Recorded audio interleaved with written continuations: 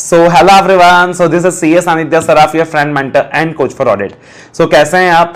उम्मीद कर रहा हूं कि आप अच्छे हो, बढ़िया हो, प्रिपरेशंस एकदम अच्छी चल रही है, राइट? और आपके प्रिपरेशंस को और बेहतर बनाने के लिए मैं लेकर आया हूं the revision video of audit of items of financial statement.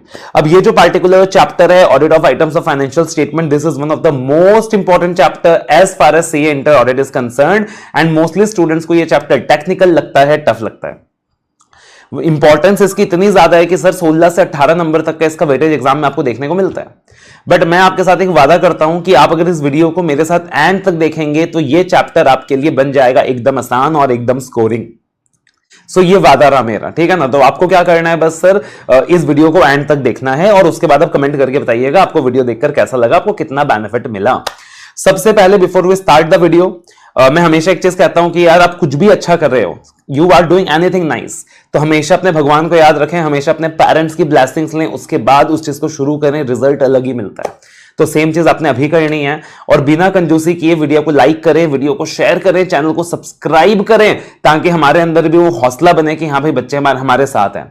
And actually अपने अंदर वो एक एक मतलब बोलता है ना यार कि क्या बोलूं मैं, कि अपने अंदर भी यार एक चिंगारी जग जाती है, मतलब मजा आता है कि हाँ भाई बच्चे अपने साथ है यार, तो आग लगा देनी है। So that is the support we want from you all. Okay sir, so without wasting any time let us start the chapter. Okay sir, तो देखना audit of items of financial statement. तो अब इस चैप्टर में क्या है, इस chapter का बेस क्या है, why this chapter is considered as technical and tough. तो यार इस चैप्टर का प्रॉब्लम ये है ना कि यहां पे द चैप्टर का नेम ही ऐसा है कि audit of items of financial statement. तो फाइनेंशियल स्टेटमेंट के किसी भी आइटम की बात इंस्टीट्यूट आपसे कर लेगा, किसी भी आइटम की, whether it's a balance sheet item और इट्स ए P&L आइटम, ठीक है ना? या फिर you can say whether it's a account balance और ए क्लास ऑफ ट्रांजैक्शन। और किसी भी आइटम की बात करके आपसे वो किसी भी असर्शन में सवाल कर लेगा। क्या कर लेगा सर? किसी भी असर्शन में सवाल कर लेगा। असर्शन मतलब समझते हो ना, कि जैसे अगर अकाउंट बैलेंस की बात करें तो वी हैव सर्टेन असर्शंस कि एग्जिस्टेंस हो गया, राइट्स ऑब्लिगेशन हो गया, कंप्लीटनेस हो गया, वैल्यूएशन हो गया। उसी तरीके से क्लास ऑफ ट्रांजैक्शंस के अंदर भी वी हैव सर्टेन असर्शंस। तो आपसे वो किसी भी आइटम के ऊपर सवाल कर लेगा और उसमें से किसी भी असर्शन के ऊपर सवाल कर लेगा। तो इतने सारे आइटम्स हैं और इतने सारे असर्शंस हैं, तो it becomes very difficult for the students कि यार उसको याद कैसे रखें। So that becomes challenging. तो उस चीज को मैं एकदम आसान बना दूंगा आपके लिए, ठीक है? इस पर्टिकुलर चैप्टर के अंदर आपको किन चीजों की नॉलेज चाहिए सर? असर्शंस की नॉलेज चाहिए, स्टैंडर्ड्स ऑफ ऑडिटिंग की नॉलेज चाहिए जो आई बिलीव आपने कर रखा है, अकाउंटिंग स्टैंडर्ड्स की भी नॉलेज चाहिए रहती है सर, नहीं भी है अभी तक तो in that situation also problem नहीं आएगा, बट ठीक है नॉलेज है तो अच्छी बात है। सिमिलरली लॉ की नॉलेज है तो अच्छी बात है, और शेड्यूल 3 का नॉलेज चाहिए रहता है, बिकॉज प्रेजेंटेशन के अंदर सारा शेड्यूल 3 का ही पार्ट रहता है। एंड प्लस मैं आपको दूंगा कुछ कॉमन पॉइंट्स। मैं आपको क्या दूंगा सर? कुछ कॉमन पॉइंट्स। अब ये जो कॉमन पॉइंट्स होंगे सर, इतने रिसर्च करके, इतनी मेहनत करके ये कॉमन पॉइंट्स डेवलप किए हुए हैं कि आपको इस चैप्टर में मजा ही आने वाला है, अलग लेवल का मजा आने वाला है। सबसे पहले सर असर्शंस की बात करते हैं। तो अगर असर्शंस की बात करें तो अकाउंट बैलेंसेस के अंदर 5 असर्शंस होते हैं जो मेनली अपने को वेरीफाई करना रहता है। मॉड्यूल में 6 असर्शंस दिया हुआ है, बट टेक्निकली वो 5 है। पहला है एग्जिस्टेंस, कि किसी भी अकाउंट बैलेंस के अंदर आप क्या देखोगे कि यार वो एग्जिस्ट करता है कि नहीं करता। फॉर एग्जांपल इन्वेंट्री, आप इन्वेंट्री को वेरीफाई कर रहे हो, तब क्या देखोगे यार इन्वेंट्री एग्जिस्ट भी करता है कि नहीं करता। कंपनी ने दिखा रखा है कि 50 करोड़ का इन्वेंट्री अपने पास है, बट जाकर देख लेते हैं ना यार 50 करोड़ का माल सचमुच गोडाउन में है भी कि नहीं है, एग्जिस्टेंस है कि नहीं है। उसके बाद राइट्स एंड ऑब्लिगेशंस, कि वो एसेट कंपनी की है कि नहीं है, वो इन्वेंट्री कंपनी का है कि नहीं है, कहीं बाजू वाले का माल कंपनी ने गोडाउन में तो नहीं डाल दिया। या फिर ऑब्लिगेशंस, मतलब जो लायबिलिटीज कंपनी दिखा रही है कि अपनी लायबिलिटीज है भाई, तो वो लायबिलिटीज एक्चुअल में कंपनी की है ना। The third is completeness. Completeness के अंदर कट ऑफ भी आता है। अब कंप्लीटनेस का मतलब क्या हो गया सर? कि जो भी अकाउंट बैलेंसेस है वो कंप्लीट है कि नहीं है। अगर इन्वेंट्री का फिगर है, 50 करोड़ का फिगर दिया हुआ है, तो दैट इज कंप्लीट, मतलब ना वो कम है ना वो ज्यादा है, वो पूरी कंप्लीट है। एंड कंप्लीटनेस के अंदर ना कट ऑफ भी आता है। कंप्लीटनेस के अंदर क्या आता है सर? कट ऑफ भी आता है। कट ऑफ का मतलब क्या होता है सर? कट ऑफ का मतलब होता है, कट ऑफ प्रोसीजर्स का मतलब होता है कि पार्टिकुलरली कट ऑफ असर्शन मतलब that particular transaction belongs to the accounting period, that particular transaction belongs to the accounting period, ठीक है ना? कि कोई भी पार्टिकुलर ट्रांजैक्शन उसी अकाउंटिंग पीरियड को बिलोंग करती है। अपन बाद में कट ऑफ को अच्छे से समझेंगे। उसके बाद आता है सर वैल्यूएशन, कि वैल्यूएशन सही है कि नहीं है, ठीक है? और फिर आता है प्रेजेंटेशन, की प्रेजेंटेशन एंड डिस्क्लोजर सही है कि नहीं है, AFRF यानी कि एप्लीकेबल फाइनेंशियल रिपोर्टिंग फ्रेमवर्क के हिसाब से है कि नहीं है।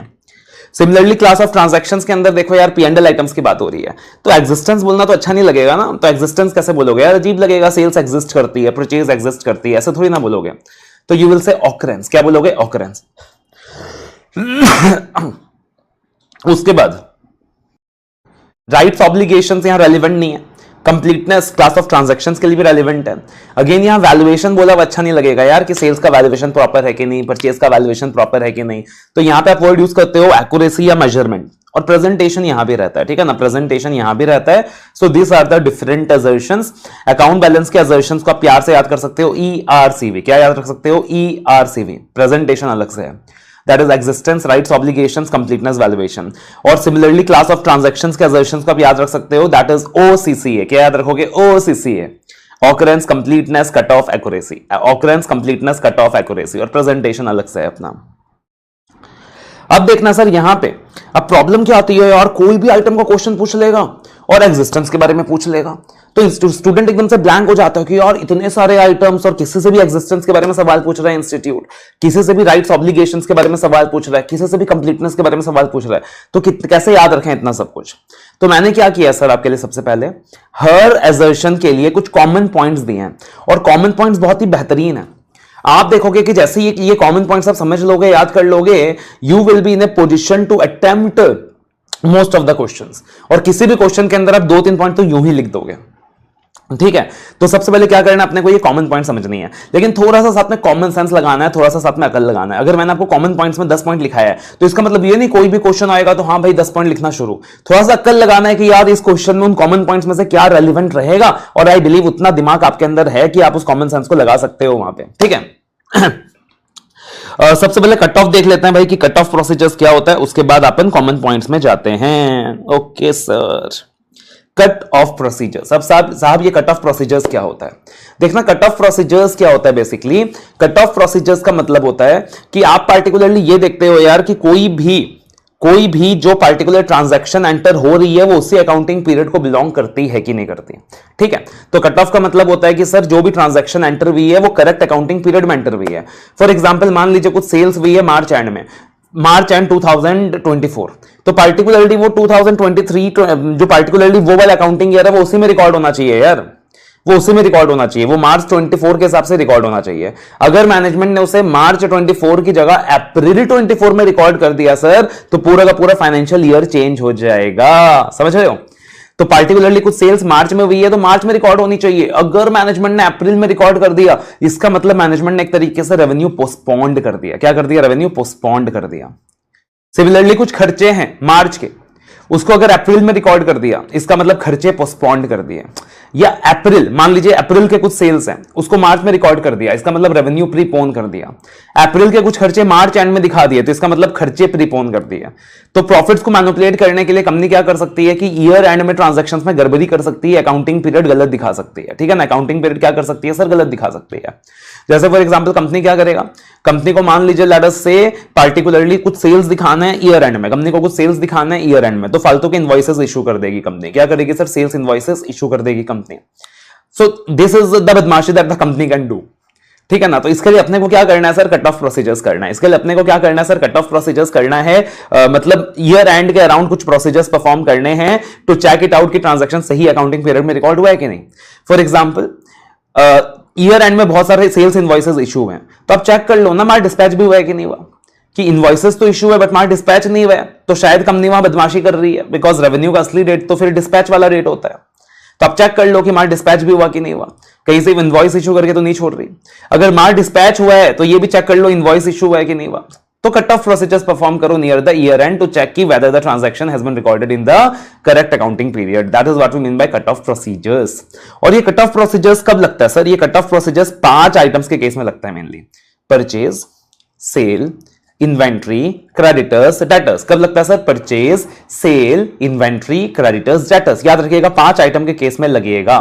तो भैया एग्जाम में देखो अगर परचेज का सवाल आए या सेल का सवाल आए, इन्वेंट्री का सवाल आए, क्रेडिटर्स का सवाल आए या फिर डेटर्स का सवाल आए, तो सबसे पहले समझ जाना कंप्लीटनेस चेक करने के लिए कट ऑफ प्रोसीजर्स परफॉर्म करना पड़ेगा, यानी 5 अलग अलग आइटम्स और उसके अंदर का एक पॉइंट मैंने आपको ऑलरेडी बता दिया, समझ रहे हो। तो कट ऑफ प्रोसीजर्स क्या होता है sir, they are mainly used for testing completeness assertion for purchase, sale, inventory, creditors, debtors and performed around the cut off date. ठीक है साहब। अब कट ऑफ प्रोसीजर्स में ऑडिटर ने क्या क्या चीजें चेक करनी है सर, सबसे पहले सेल्स डेटर्स के लिए 2 चीजें चेक करनी है, परचेज क्रेडिटर्स के लिए 2 चीजें चेक करनी है। तो पार्टिकुलरली अगर बात करें तो सेल्स स्टेटस के लिए क्या चेक करना है साहब, that for the last few sales invoices issued before 31 March, आप इंश्योर कर लेना माल डिस्पैच भी हुआ है कि नहीं, या फिर अभी भी गोडाउन में है, ठीक है ना। अगर माल डिस्पैच हो गया 31 मार्च के अंदर तो चेक कर लेना इनवॉइस भी इशू है कि नहीं। सिमिलरली परचेज के लिए for the last few purchases with in 31 March ensure कर लेना कि गुड्स रिसीव हो गए हैं कि नहीं, अभी भी ट्रांजिट में है। एंड अगर सारे गुड्स रिसीव हो गए हैं 31 मार्च के अंदर, ये देख लेना अकाउंटिंग भी है कि नहीं। तो कुल मिला के चेक करना अपने को अकाउंटिंग सही तरीके से हुआ है कि नहीं हुआ है, सही पीरियड में ट्रांजैक्शन रिकॉर्ड हुई है कि नहीं हुई है, और ये 5 आइटम्स के अंदर कट ऑफ प्रोसीजर्स परफॉर्म होएगा, ठीक है। तो एक पॉइंट आपको एक तरीके से समझ लो याद हो गया है कि सर 5 अलग अलग पार्टिकुलरली आइटम्स के ऊपर सवाल आएगा तो कट ऑफ प्रोसीजर्स अपने कंप्लीटनेस के लिए बताना है। ओके सर, उसके बाद देखना audit procedures to verify completeness. Audit procedures to verify completeness, तो कौन से कॉमन ऑडिट प्रोसीजर्स होंगे जो कंप्लीटनेस वेरीफाई करने के लिए आपका काम आएगा। ये पीडीएफ आपको मिल जाएगा गूगल ड्राइव लिंक के अंदर, तो in the description you will get the Google drive link, from there you can download this particular PDF, ठीक है। उसके बाद तो common audit procedures to verify completeness. अभी एक चीज याद रखिएगा सर, जो ऑडिट प्रोसीजर्स अपन डिस्कस करेंगे ना टू वेरीफाई कंप्लीटनेस, कभी कभी क्या होता है कि अपन एक ऑडिट टेक्निक परफॉर्म करते हैं बट उससे अपने को मल्टीपल असर्शंस पे कंफर्ट मिलता है। तो हो सकता है कि हम कोई असर्शन की बात कर रहे हो, पार्टिकुलर ऑडिट प्रोसीजर की बात कर रहे हो टू वेरीफाई कंप्लीटनेस, बट उससे आप एग्जिस्टेंस भी चेक कर पाओगे, वैल्यूएशन भी चेक कर पाओगे। तो आप जब क्वेश्चंस देखोगे वन बाय वन तो आप देखोगे कि there are many common points also, कि यार कंप्लीटनेस चेक करने के लिए जो प्रोसीजर परफॉर्म किया था उससे एग्जिस्टेंस भी चेक कर पा रहे हैं, वैल्यूएशन भी चेक कर पा रहे हैं, ठीक है यार, कोई तकलीफ नहीं है, अच्छी बात है अपने लिए। तो सबसे पहले अपने को कंप्लीटनेस चेक करने का है, फिगर कंप्लीट है कि नहीं है। तो जो भी रेलिवेंट डॉक्यूमेंट दिमाग में आता है ना, जो भी रेलिवेंट डॉक्यूमेंट्स दिमाग में आता है वो एग्जामिन करो, जो भी रेलिवेंट डॉक्यूमेंट्स एग्जामिन में आते हैं। अब देखो यार, मैंने बोला रेलिवेंट डॉक्यूमेंट्स एग्जामिन करो, अब इतना तो अकल तुमको लगाना पड़ेगा कि भाई item by item relevant documents तो अलग होंगे ना। फॉर एग्जाम्पल अपने को परचेज का कंप्लीटनेस चेक करना है, तो परचेज में रेलिवेंट डॉक्यूमेंट्स कौन से होंगे सोचना, purchase invoice, purchase order, goods received note. Sale का तुमको मान लो कंप्लीटनेस चेक करना है, तो वहां पे रेलिवेंट डॉक्यूमेंट्स क्या होंगे यार, sale invoice, sale dispatch note, shipping documents, gate register. मान लो अपने को बोरोइंग्स का क्या करना है सर, रेलिवेंट डॉक्यूमेंट्स चेक करना है, तो वहां पे रेलिवेंट डॉक्यूमेंट्स क्या होंगे सर, लोन एग्रीमेंट हो सकता है, डिबेंचर्स के केस में ट्रस्ट डीड हो सकता है, आप मैनेजमेंट से एक शेड्यूल ले सकते हो long term short term borrowings का। आपको मान लीजिए डेटर क्रेडिटर इन्वेंट्री वगैरह चेक करना है, तो इनके केस में ना एक एजिंग रिपोर्ट करके होता है, that is the main document, कि आपने शेड्यूल 3 में पढ़ा रहेगा, अगर आप शेड्यूल 3 कर चुके हो कि डेटर्स का भी एक एजिंग शेड्यूल बनाना पड़ता है, क्रेडिटर्स का भी एक एजिंग शेड्यूल बनाना पड़ता है। तो उस प्रकार से आप क्या कर सकते हो सर, एजिंग शेड्यूल ले सकते हो मैनेजमेंट से। प्रॉपर्टी प्लांट एंड इक्विपमेंट के केस में भी एक पीपीई का मूवमेंट शेड्यूल बनता है, तो आप वो शेड्यूल ऑब्टेन कर सकते हो। प्रोविजंस कॉन्टिंजेंट लायबिलिटीज अगर आप वेरीफाई कर रहे हो तो आप लिस्ट ऑफ प्रोविजंस ले सकते हो। अगर कोई भी कस्टमर के साथ कोई कॉन्ट्रेक्चुअल ऑब्लिगेशन वगैरह है जिसकी वजह से कॉन्टिंजेंट लायबिलिटी अराइज हो रही है, चेक कर सकते हो। मान लीजिए आप रेंट एक्सपेंडिचर वेरीफाई कर रहे हो सर, तो आप रेंट एग्रीमेंट वगैरह चेक कर सकते हो।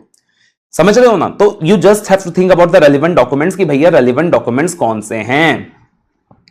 ठीक है जी।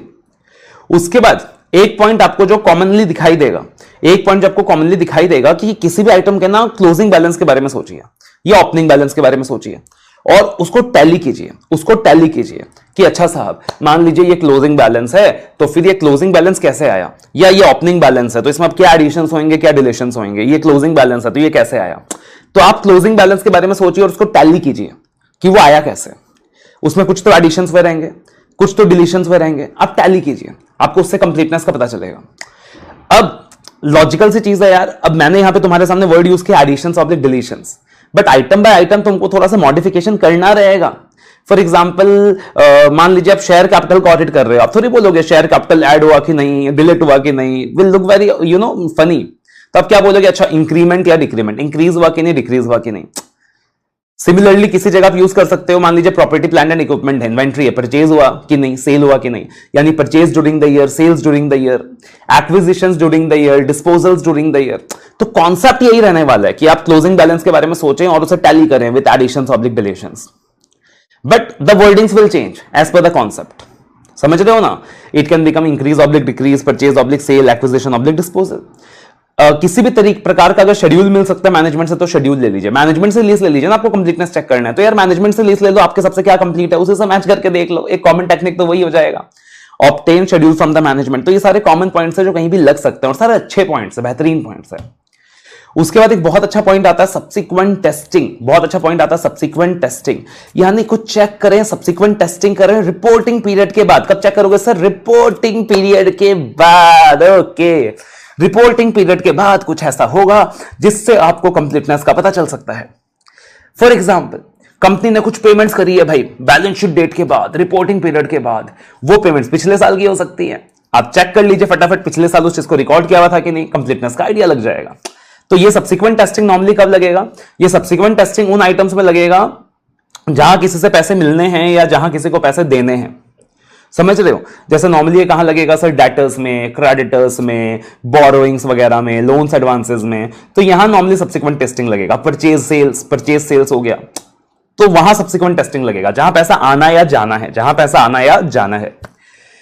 फिर आप रिकंसिलेशंस करके देख सकते हो। क्या कर सकते हो? रिकंसिलेशंस करके देख सकते हो, जितने भी अलग अलग डॉक्यूमेंट्स आपस में मैच करके देख सकते हो। You can also correlate with the other accounts. For example, आप इन्वेंट्री चेक कर रहे हो तो यार इन्वेंट्री का कोरिलेशन हमेशा परचेज के साथ रहेगा, सेल्स के साथ रहेगा। कोरिलेट करके देखो ना आपस में।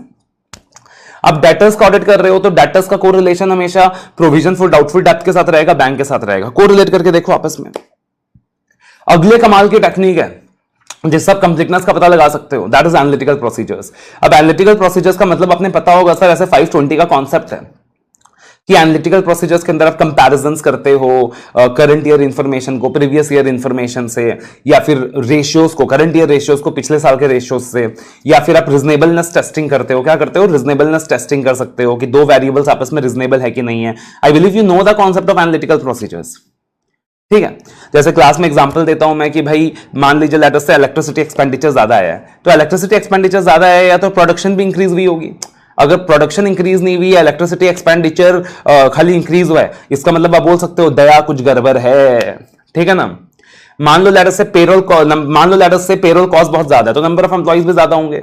पेरोल कॉस्ट बहुत ज्यादा है बट नंबर ऑफ एम्प्लॉइज उतने ज्यादा नहीं है, इसका मतलब फिर से आप बोल सकते हो दया कुछ गड़बड़ है। सेल्स बहुत ज्यादा है तो जीएसटी भी ज्यादा होगी, सेल्स ज्यादा है जीएसटी उतना ज्यादा नहीं है, मतलब फिर से आप बोल सकते हो दया कुछ गड़बड़ है। सो एनालिटिकल प्रोसीजर्स, और मेनली ये कब लगता है सर? याद रखना analytical procedures mainly income statements में लगेगा, बैलेंस शीट आइटम्स में नहीं लगेगा। बैलेंस शीट आइटम्स में मेनली इन्वेंट्री के केस में लगेगा।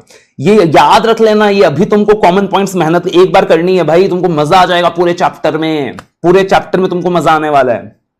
ठीक है, तो एनालिटिकल प्रोसीजर्स। अब मजे की बात, कोई भी एक इनकम स्टेटमेंट का सवाल करेंगे हम, कंप्लीटनेस वेरीफाई करना रहेगा, दिमाग में आएगा अरे एनालिटिकल प्रोसीजर्स परफॉर्म करना है, अरे रीजनेबलनेस टेस्टिंग करनी है। जैसे इन्वेंट्री में आएंगे, अच्छा एनालिटिकल प्रोसीजर्स परफॉर्म करने का है। Similarly, cut-off procedures is one of the technique that we perform to check the completeness, जो normally purchase, sales, creditors, debtors, inventory में लगेगा। और कभी कुछ समझ ना आए, दिमाग ब्लैंक हो जाए, लगे भैया क्या लिखना है, दिमाग में नहीं आ रहा, पॉइंट्स कम कर रहे हैं, तो 2 पॉइंट तो मतलब एकदम जेनरिक पॉइंट्स है, कहीं भी लिख सकते हो, गलत नहीं माना जाएगा। आप कंट्रोल्स चेक कर लीजिए प्रॉपर है कि नहीं, और आप मैनेजमेंट से ही रिटर्न रिप्रेजेंटेशन ले लीजिए। क्या कर लीजिए सर? मैनेजमेंट से ही रिटर्न रिप्रेजेंटेशन ले लीजिए कि ये जो चीज है वो कंप्लीट है कि नहीं है, ये जो फिगर है वो कंप्लीट है कि नहीं है। ठीक है सर। उसके बाद सर एग्जिस्टेंस चेक करने के लिए आप क्या क्या ऑडिट प्रोसीजर्स परफॉर्म कर सकते हो। याद रखिएगा, ऑलरेडी मैंने आपको बता दिया है कि ऑलरेडी जो ऊपर जो प्रोसीजर्स हैं उनमें से भी काफी बार कुछ प्रोसीजर्स काम आएंगे एग्जिस्टेंस वेरीफाई करने के लिए। जैसे आप जब डॉक्यूमेंट्स वगैरह चेक करते हो तो यार उससे कंप्लीटनेस का भी आइडिया लग जाता है, एग्जिस्टेंस का भी आइडिया लग जाता है। आप रिटर्न रिप्रेजेंटेशन कंप्लीटनेस के लिए भी ले सकते हो, एग्जिस्टेंस के लिए भी ले सकते हो। ठीक है, अब देखना एग्जिस्टेंस वेरीफाई करने के लिए सबसे पहली चीज, अगर सवाल डेटर का है तो अगर सवाल यहां पे डेटर्स का है, अगर सवाल यहां पे क्रेडिटर्स का है, ठीक है ना, डेटर्स का है, क्रेडिटर्स का है, कोई भी थर्ड पार्टी इन्वॉल्व है साहब, कोई भी थर्ड पार्टी इन्वॉल्व है, तो आप एक्सटर्नल कंफर्मेशन ले सकते हो। क्या कर सकते हो सर? एक्सटर्नल कंफर्मेशन ले सकते हो। और एक्सटर्नल कंफर्मेशन लेने के लिए कौन सा स्टैंडर्ड लगता है सर? ऐसे 505 लगता है। और आप देखोगे ऐसे पूरा 505 के जो प्रोविजंस हैं वो भी एक्सप्लेन करता है इंस्टीट्यूट वहां पे कि किस प्रकार से आप एक्सटर्नल कंफर्मेशन लोगे। ठीक है ना? इन्वेंट्री का एक्सटर्नल कंफर्मेशन लेने का है तो उसका कंफर्मेशन 501 के हिसाब से लिया जाता है, और अगर पार्टिकुलरली डेटर क्रेडिटर वगैरह का एक्सटर्नल कंफर्मेशन लिया जाता है तो उसका 505 के हिसाब से लिया जाता है। उसके बाद सर एग्जिस्टेंस चेक करने के लिए, अगर आपने इन्वेंट्री का एग्जिस्टेंस चेक करना है इन पार्टिकुलर, तो आप फिजिकल वेरिफिकेशन कर सकते हो वैसे 501 के हिसाब से। साथ में कारो 20 के अंदर भी रिपोर्टिंग करने का है, क्लॉज 2 के अंदर, इफ यू रिमेंबर। ठीक है ना। सिमिलरली अगर प्रॉपर्टी प्लांट एंड इक्विपमेंट का भी फिजिकल वेरिफिकेशन चेक करने का है तो उसमें भी कारो 20 में रिपोर्टिंग का है clause 1 if you remember. Then existence check करने के लिए आप सरप्राइज टेस्टिंग कर सकते हो कैश के अंदर, सरप्राइज टेस्टिंग कर सकते हो कैश के अंदर। उसके बाद आप रेलिवेंट डॉक्यूमेंट चेक कर सकते हो सर, जो भी रेलिवेंट डॉक्यूमेंट्स होंगे जैसे डिबेंचर डीड, लीज है तो lease agreement, bank statements, ledger statements, ये सारा कुछ WR ले सकते हो। और एक बहुत अच्छी पॉइंट है, इसको इंपॉर्टेंट मार्क कीजिए, एकदम दिमाग में सेट कर लीजिए, अभी दिमाग में सेट कर लीजिए कि सर जब आप डेटर की चेकिंग करोगे, क्रेडिटर की चेकिंग करोगे, परचेज की चेकिंग करोगे, सेल की चेकिंग करोगे, तो भाई एक पॉइंट चेक कर लीजिए कहीं इनवॉइस 2 बार इश्यू तो नहीं हो गया, कहीं इनवॉइस 2 बार इश्यू तो नहीं हो गया। This is one of the very कमाल का पॉइंट्स टू चेक एग्जिस्टेंस, कि कहीं इनवॉइस 2 बार इश्यू तो नहीं हो गया। ठीक है ना सर, दिमाग में सेट कर लीजिए, अपने दिमाग के कैलकुलेटर में सेट कर लीजिए sir, debtor, creditor, purchase, sale check कर लेना, इनवॉइस 2 बार तो इश्यू नहीं हो गया। Okay okay okay. फिर सर अपने को क्या क्या ऑडिट प्रोसीजर्स टू परफॉर्म करना है टू वेरीफाई ऑकरेंस, तो यानी आप इनकम स्टेटमेंट्स की बात कर रहे हैं अपन, ऑकरेंस तो डॉक्यूमेंट्री एविडेंसेस देख लीजिए साहब, कंफर्मेशन ले लीजिए थर्ड पार्टी से, ऑथराइजेशन चेक कर लीजिए whether the same was authorised. ठीक है जी। फिर वैल्यूएशन चेक करने के लिए क्या क्या चेक करोगे सर? सबसे पहले हमेशा ये देखना रहता है वैल्यूएशन में कि वैल्यूएशन AFRF के हिसाब से है या नहीं है। क्या देखोगे सर? वैल्यूएशन AFRF के हिसाब से है या नहीं है। जैसे फॉर एग्जांपल इन्वेंट्री का वैल्यूएशन कैसे होता है सर? AS2 के हिसाब से होता है। प्रॉपर्टी प्लांट एंड इक्विपमेंट का वैल्यूएशन कैसे होता है सर? AS10 के हिसाब से होता है। इनटेंजिबल एसेट्स का वैल्यूएशन कैसे होता है सर? AS26 के हिसाब से होता है। इंपैयरमेंट लॉस AS24 के हिसाब से कैलकुलेट होती है। एम्प्लॉय बेनिफिट एक्सपेंसेस AS15 के हिसाब से कैलकुलेट होती है। और अगर कहीं भी फॉरेन एक्सचेंज इन्वॉल्व हो, कहीं भी फॉरेन एक्सचेंज इन्वॉल्व हो तो फिर AS11 लगता है वहां पे। उसके बाद आप क्या देख सकते हो sir? You can check the consistency of accounting policies. क्या चेक कर सकते हो? कंसिस्टेंसी ऑफ अकाउंटिंग पॉलिसीज, कि जो भी अकाउंटिंग पॉलिसीज है वो एप्रोप्रिएट है कि नहीं, कंसिस्टेंटली फॉलो हो रही है कि नहीं, because that is going to affect valuation. And finally you can check in some cases कि यार अगर कुछ भी फीस पे करने का था, फॉर एग्जांपल जब शेयर कैपिटल वगैरह इश्यू रहता है, स्टैम्प ड्यूटी का कुछ पेमेंट था, टैक्सेस वगैरह का पेमेंट था, वो सारा सही है कि नहीं, because that will also affect valuation, that will also affect valuation. ठीक है। उसके बाद ये सारा क्या हो गया वैल्यूएशन के लिए। फिर common audit procedures to verify rights and obligations. तो राइट्स का मतलब क्या हो गया? क्या ये प्रॉपर्टी आपकी है, और ऑब्लिगेशंस मतलब क्या ये लायबिलिटी आपकी है। तो साहब मैंने एक फोन खरीदा, तो फोन के लिए क्या चेक करोगे यार? इनवॉइस। कंपनी ने कोई लैंड बिल्डिंग खरीदी तो उसके लिए क्या चेक करोगे? Title deed. तो टाइटल डीड चेक करिए सर। उसके बाद इनवॉइसेस वगैरह चेक कर सकते हैं सर। आप ये भी चेक कर सकते हैं सर कि लोन एग्रीमेंट्स वगैरह। उसके बाद आप चेक कर सकते हैं सर कि जो भी स्टैम्प ड्यूटी टैक्सेस वगैरह का पेमेंट हुआ है क्या, क्योंकि पेमेंट हुआ है तो आदमी अपनी प्रॉपर्टी का ही पेमेंट करेगा। और सर कंपनीज एक्ट में कॉन्सेप्ट आता है सेक्शन 77 कि अगर कंपनी अपने किसी भी एसेट के खिलाफ कोई चार्ज क्रिएट करती है तो आरओसी को इंटीमेट करना पड़ता है, और आरओसी क्या करता है? उस चार्ज का इंफॉर्मेशन अपने रजिस्टर में लिखता है, जिसको बोलते हैं रजिस्टर ऑफ चार्जेस, जिसको बोलते हैं रजिस्टर ऑफ चार्जेस। तो आप रजिस्टर ऑफ चार्जेस चेक कर सकते हो। आप क्या कर सकते हो sir? Register of charges check कर सकते हो। तो अगर कंपनी ने कोई भी चार्ज क्रिएट किया है अपने किसी भी एसेट्स के ऊपर, तो आप चेक कर सकते हो कि भाई कंपनी को क्या करना चाहिए था? आरओसी को इंटीमेट करना चाहिए था, और आरओसी ने क्या किया रहेगा? रजिस्टर ऑफ चार्जेस उस चीज को लिखा रहेगा। तो आप रजिस्टर ऑफ चार्जेस चेक कर लीजिए, वो भी एक प्रूफ है कि जो एसेट है वो एंटिटी का ही है। और फिर प्रेजेंटेशन डिस्क्लोजर चेक करने के लिए मेनली आपको देखना है सर कि AFRF फॉलो हो रहा है कि नहीं, बिकॉज प्रेजेंटेशन डिस्क्लोजर हमेशा शेड्यूल 3 के हिसाब से ही होता है, तो उसके लिए आपको पूरा शेड्यूल 3 का नॉलेज चाहिए। I believe it is clear. तो ये क्या हो गया सर? अपने सारे कॉमन पॉइंट्स हो गए, ये अपने सारे कॉमन पॉइंट्स हो गए।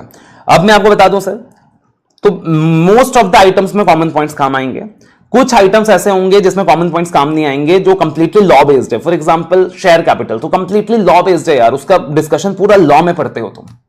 ठीक है, तो वहां तुम देखोगे कि कॉमन पॉइंट्स उतना काम नहीं आएगा, बट अदर देन दैट तुम देखोगे कि यार मोस्टली हर जगह कॉमन पॉइंट्स काम आने वाला है। तो सबसे पहले अपन ऑडिट ऑफ शेयर कैपिटल ही देख लेते हैं, क्योंकि कॉमन पॉइंट्स उतना काम नहीं आएगा। कुछ अकाउंटिंग पार्ट जो है ऑडिट ऑफ रिजर्व्स वगैरह वो देख लेते हैं, क्योंकि कॉमन पॉइंट्स उतना काम नहीं आएगा, but other than that common points पूरा काम आएगा। प्रेजेंटेशन डिस्क्लोजर का डिस्कशन फिलहाल अपन नहीं कर रहे रिवीजन में, because that is completely schedule 3 based. जब रिवीजन वीडियो एंड होएगा तो मैं आपको प्रेजेंटेशन डिस्क्लोजर के इंपॉर्टेंट एरियाज मार्क करा दूंगा, ठीक है ना। तो सबसे पहले साहब audit procedures to verify existence, completeness and valuation of share capital. अब इंस्टीट्यूट ने क्या किया, इंस्टीट्यूट को लगा कि यार शेयर कैपिटल जो एक आइटम है, तो एग्जिस्टेंस, कंप्लीटनेस, वैल्यूएशन अलग अलग चेक करके फायदा नहीं है, तीनों को कंबाइंड चेक किया जा सकता है by performing some common procedures. तो कॉमन प्रोसीजर्स परफॉर्म करके क्या कर सकते हो आप, एग्जिस्टेंस, कंप्लीटनेस, वैल्यूएशन चेक कर सकते हो। तो वेल एंड गुड, बहुत अच्छी बात है अपने लिए। अब थोड़ा बहुत लॉ का नॉलेज काम आएगा सर आपका शेयर कैपिटल में, और कुछ कॉमन पॉइंट्स में भी कुछ एक आधा पॉइंट्स काम आएगा। अब सोचो शेयर कैपिटल कितने अलग अलग प्रकार के थे लॉ में, सोचो। आप लोग स्मार्ट बच्चे हो। सर मैं बताऊंगा। एक ऑथराइज कैपिटल था सर, एक ऑथराइज कैपिटल था, that is the total share capital जो कंपनी मैक्सिमम रेज कर सकती है। एक इश्यूड कैपिटल था, एक पेड अप कैपिटल था, फिर बाकी तो वैसे कोल्ड अप कैपिटल भी था, ठीक है ना। लेकिन अपने लिए मेनली ये तीन है, that is authorise share capital, issued capital and paid up capital. Okay sir, mainly अपने लिए तीन है, ठीक है जी। तो ये तीन कैपिटल को दिमाग में रखना है। ये तीन कैपिटल को क्या करना है सर, दिमाग में रखना है। तो आप क्या करोगे सर, मैंने क्या बोला था, टैली करोगे क्लोजिंग बैलेंस को ओपनिंग बैलेंस से, प्रीवियस ईयर के बैलेंस से, इंक्रीज डिक्रीज देखोगे, कॉमन पॉइंट्स में लिखाया था कंप्लीटनेस चेक कराने के लिए। तो आप यहां भी आप यही चीज करने वाले हो सर, टैली करने वाले हो period end authorise capital, issued capital, paid up share capital to the previous year financial statements. Well and good, बहुत अच्छी बात है सर। अब साहब क्या होगा, आपने टैली किया, आपने टैली किया, क्या क्या टैली किया, क्या टैली किया sir, period end authorise capital, issued capital, paid up share capital to previous year financial statement. अब टैली किया तो या तो चेंज होएगा या तो चेंज नहीं होएगा। कंपनी बोलेगी साहब हमने कोई चेंज नहीं किया है, या कंपनी बोलेगा यस अपन ने चेंज किया है। तो कंपनी ने कहा साहब हमने कोई चेंज नहीं किया है, हम कैसे माने तुम्हारी बात को, हम तो ऑडिटर है, हमने को तो एविडेंस चाहिए हर चीज में। तो इन दैट सिचुएशन हम WR लेंगे कंपनी सेक्रेटरी से, हम WR लेंगे कंपनी सेक्रेटरी से। देखो कॉमन पॉइंट ही है ना WR, बस स्पेसिफिक चेंज किया कि यहां पे WR लेंगे कंपनी सेक्रेटरी से। अगर चेंज है तो इन दैट सिचुएशन आप क्या वेरीफाई करोगे, लॉ का पॉइंट याद करो, पेड अप शेयर कैपिटल कभी ऑथराइज कैपिटल को एक्सीड नहीं कर सकता। तो आप वेरीफाई करोगे कहीं paid up share capital authorise capital को एक्सीड तो नहीं कर रहा। अगर चेंज है यानी कि ऑथराइज कैपिटल या पेड अप शेयर कैपिटल में इंक्रीज या डिक्रीज है, तो लॉ के अंदर लिखा है कि हमेशा रिजोल्यूशन पास करना रहता है मीटिंग में। तो चेक करोगे रिजोल्यूशन पास हुआ कि नहीं हुआ, चेक करोगे रिजोल्यूशन पास हुआ कि नहीं हुआ। उसके बाद अगर चेंज है, अगर शेयर कैपिटल को इंक्रीज किया गया है, तो करस्पॉन्डिंगली उसका जो फीस है और स्टैंप ड्यूटी है वो भी एडिशनली एमसी को पे करना पड़ता है, ठीक है ना। तो जो एडिशनल फीस और स्टैंप ड्यूटी है वो भी एमसी को पे करना पड़ता है। तो चेक कर लोगे पेमेंट हुआ है कि नहीं, चेक कर लोगे पेमेंट हुआ है कि नहीं हुआ।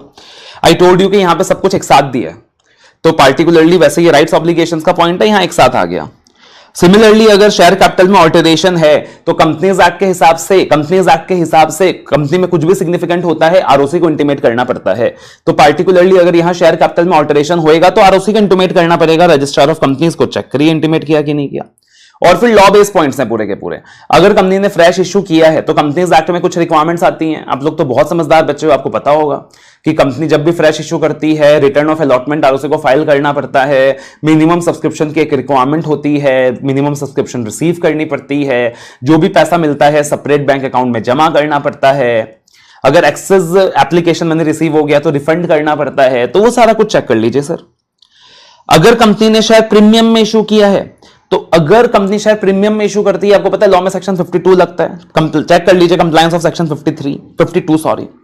अगर कंपनी ने शेयर डिस्काउंट में इशू किया है तो सेक्शन 53 लगता है, सेक्शन 53 का कंप्लायंस चेक कर लीजिए। और अगर लिस्टेड कंपनी है साहब तो सेबी गाइडलाइंस का भी कंप्लायंस चेक कर लीजिए। तो ये सारी चीजें क्या हो गई, आपको कैसे चेक करनी है, शेयर कैपिटल की एग्जिस्टेंस, कंप्लीटनेस, वैल्यूएशन।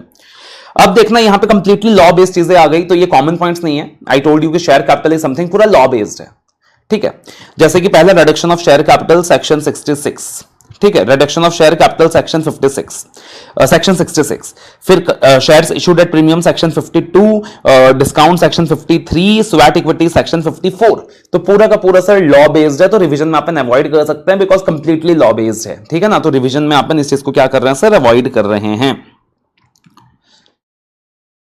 उसके बाद प्रोविजंस एंड रिजर्व्स, एकदम छोटा सा एरिया, तो पहले कर लेते हैं, फिर अपन सारे मस्त वाले आइटम्स में चलेंगे, अच्छे वाले आइटम्स में जहां कॉमन पॉइंट्स भी काम आएंगे। तो सर सबसे पहले प्रोविजंस एंड रिजर्व्स के बीच डिफरेंस क्या होता है भाई, आप लोग अकाउंटिंग बच्चे हो, बहुत समझदार हो, आपको पता है। प्रोविजंस की बात करें तो प्रोविजंस में क्या होता है sir, it's charge against profits, because provisions banana mandatory होता है। पार्टिकुलरली अगर रिजर्व्स की बात करें, इट्स एप्रोप्रिएशन ऑफ प्रॉफिट्स। तो प्रोविजंस बनाना साहब मैंडेटरी होता है। रिजर्व्स की बात करें, रिजर्व तब बनता है अगर कंपनी प्रॉफिट्स इंजॉय कर रही है। प्रोविजंस का पर्पस क्या होता है सर? या तो लायबिलिटीज मिट करना, या तो एसेट की वैल्यू को डिमिनिश करना। जैसे प्रोविजन फॉर डाउटफुल डेब्ट बनता है तो पार्टिकुलरली एसेट की वैल्यू को डिमिनिश किया जाता है। प्रोविजन फॉर डेप्रिसिएशन बनता है, एसेट की वैल्यू को डिमिनिश किया जाता है। Then we have reserves. तो रिजर्व्स का पर्पस क्या है सर? जैसे जनरल रिजर्व है मान लीजिए, तो पर्पस होता है डिविडेंड वगैरह के लिए यूज होता है, एक्सपेंशन के लिए यूज होता है। We have CRR, capital redemption reserve. तो दैट्स अ स्टैट्यूटरी रिक्वायरमेंट जो कंपनी को बनाना पड़ता है। अलग अलग टाइप के रिजर्व्स की बात करें साहब, तो रेवेन्यू रिजर्व्स होते हैं। रेवेन्यू रिजर्व्स मतलब वो रिजर्व जो कि फ्रीली अवेलेबल होता है डिस्ट्रीब्यूशन के लिए, जबकि कैपिटल रिजर्व मतलब वो रिजर्व होता है जो फ्रीली अवेलेबल नहीं होता डिस्ट्रीब्यूशन के लिए, है ना। इसके अंदर फिर कैपिटल रिडम्पशन रिजर्व भी आता है, सिक्योरिटी रिजर्व भी आता है। ऑडिट प्रोसीजर्स क्या होगा sir? To verify completeness, existence and valuation. ये भी इजी आइटम है, सिंपल आइटम है, तो इंस्टीट्यूट ने क्लब करके दे दिया। एग्जिस्टेंस, कंप्लीटनेस, वैल्यूएशन कैसे चेक करोगे, और 4 ही पॉइंट दिए। वापस से यहां वही चीज, ओपनिंग बैलेंस को टैली करो प्रीवियस ईयर से, वो पॉइंट सेम है। फिर इंक्रीज डिक्रीज के बारे में सोचो, तो tally opening balances of reserves and surplus to previous year audited financial statements. Okay sir. फिर इंक्रीज या डिक्रीज के बारे में सोचो, यानी एडिशन या यूटिलाइजेशन के बारे में सोचो कि अगर P&L बैलेंस में एडिशन हुआ है या P&L बैलेंस से यूटिलाइजेशन हुआ है, तो मूवमेंट को ट्रेस कीजिए आप एज ए ऑडिटर, अगर डिविडेंड का पेमेंट हुआ रिजर्व से, तो अगर डिविडेंड का पेमेंट हुआ सर रिजर्व से, यानी यूटिलाइज हुआ बैलेंस, बोर्ड रिजोल्यूशन चेक कर लीजिए, बोर्ड रिजोल्यूशन पास हुआ कि नहीं हुआ। और अगर शेयर प्रीमियम में इशू किया गया, सेक्शन 52 का कंप्लायंस चेक कर लीजिए। अगर शेयर प्रीमियम में इशू हुआ है तो सेक्शन 52 का कंप्लायंस चेक कर लीजिए, ठीक है ना। तो इसके अंदर खासा कुछ नहीं है। Audit procedures to verify existence, completeness, valuation, 4 ही पॉइंट है। टैली कीजिए साहब opening balance of reserve surplus to the previous year audited financial statement. उसमें एडिशन हो सकता है, यूटिलाइजेशन हो सकता है, मूवमेंट ट्रेस कर लीजिए। डिविडेंड का पेमेंट हुआ है तो बोर्ड रिजोल्यूशन चेक कर लीजिए। शेयर प्रीमियम इशू हुआ है तो सेक्शन 52 के हिसाब से कंप्लायंस चेक कर लीजिए, ठीक है भाई। तो ये 2 अपने अकाउंटिंग कॉन्सेप्ट थे, लॉ बेस्ड कॉन्सेप्ट थे। अब आते हैं अपन बाकी एरियाज में जो अपने अच्छे एरियाज हैं। As I told you, presentation disclosure अपन अभी नहीं कर रहे, वो अपन लास्ट में इंपॉर्टेंट एरियाज मार्क करके चलेंगे। सबसे पहले बात करें बोरोइंग्स की। किसकी बात करते हैं सर? बोरोइंग्स की। तो साहब देखो, सबसे पहले borrowings, before starting with borrowings की ना कुछ लीगल बातें समझ लो, इजी होगा। अगर बोरोइंग्स की बात करें तो बोरोइंग्स की कुछ लीगल बातें समझ के चलो सर।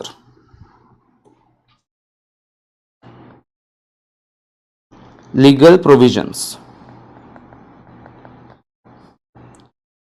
सबसे पहले सर बोरोइंग्स के केस में एक सेक्शन 179 ध्यान रखना कि बोर्ड ऑफ डायरेक्टर्स के पास पावर है कि बोर्ड ऑफ डायरेक्टर्स क्या कर सकती है sir? It can avail borrowings, तो बोर्ड ऑफ डायरेक्टर्स साहब बोर्ड रेजोल्यूशन पास करके बोरोइंग्स अवेल कर सकती है, कोई दिक्कत की बात नहीं है, लेकिन only up to a certain limit, फिर एक सेक्शन 180 आता है सर कि अगर कंपनी का proposed plus existing borrowings paid up share capital और फ्री रिजर्व्स को एक्सीड कर जाए, क्या कर जाए sir? Paid up share capital और फ्री रिजर्व्स को एक्सीड कर जाए, तो कंपनी को स्पेशल रेजोल्यूशन पास करना पड़ता है जनरल मीटिंग में।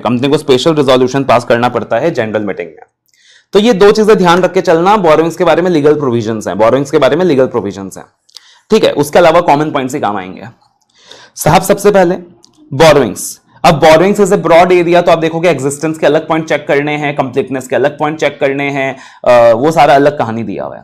अब साहब सबसे पहले एग्जिस्टेंस चेक करना है। क्या बोला था? Existence, debtor, creditor. सबसे पहले क्या चेक करोगे? External confirmation. वेरी गुड, शाबाश, मजा आ गया।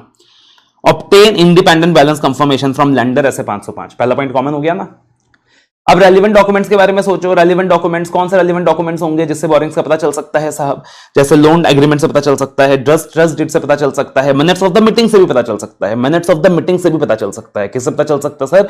मिनट्स ऑफ द मीटिंग से भी पता चल सकता है। और बाद में जब कंपनी बोरोइंग का रिपेमेंट करती है तो एक डिस्चार्ज लेटर लेती है। क्या लेती है? डिस्चार्ज लेटर लेती है कि बाद में सामने वाला ऑब्जेक्शन ना उठाए, तो डिस्चार्ज लेटर से भी पता चल सकता है। तो रेलिवेंट डॉक्यूमेंट्स के बारे में सोचो साहब। रेलिवेंट डॉक्यूमेंट्स कौन से होंगे यहाँ पे? Loan agreements, trust deed, minutes of the meeting, discharge letter. Very good. फिर एक कॉमन पॉइंट आ गया WR कि WR ले लीजिए बोरोइंग्स के बारे में। हो गया एग्जिस्टेंस।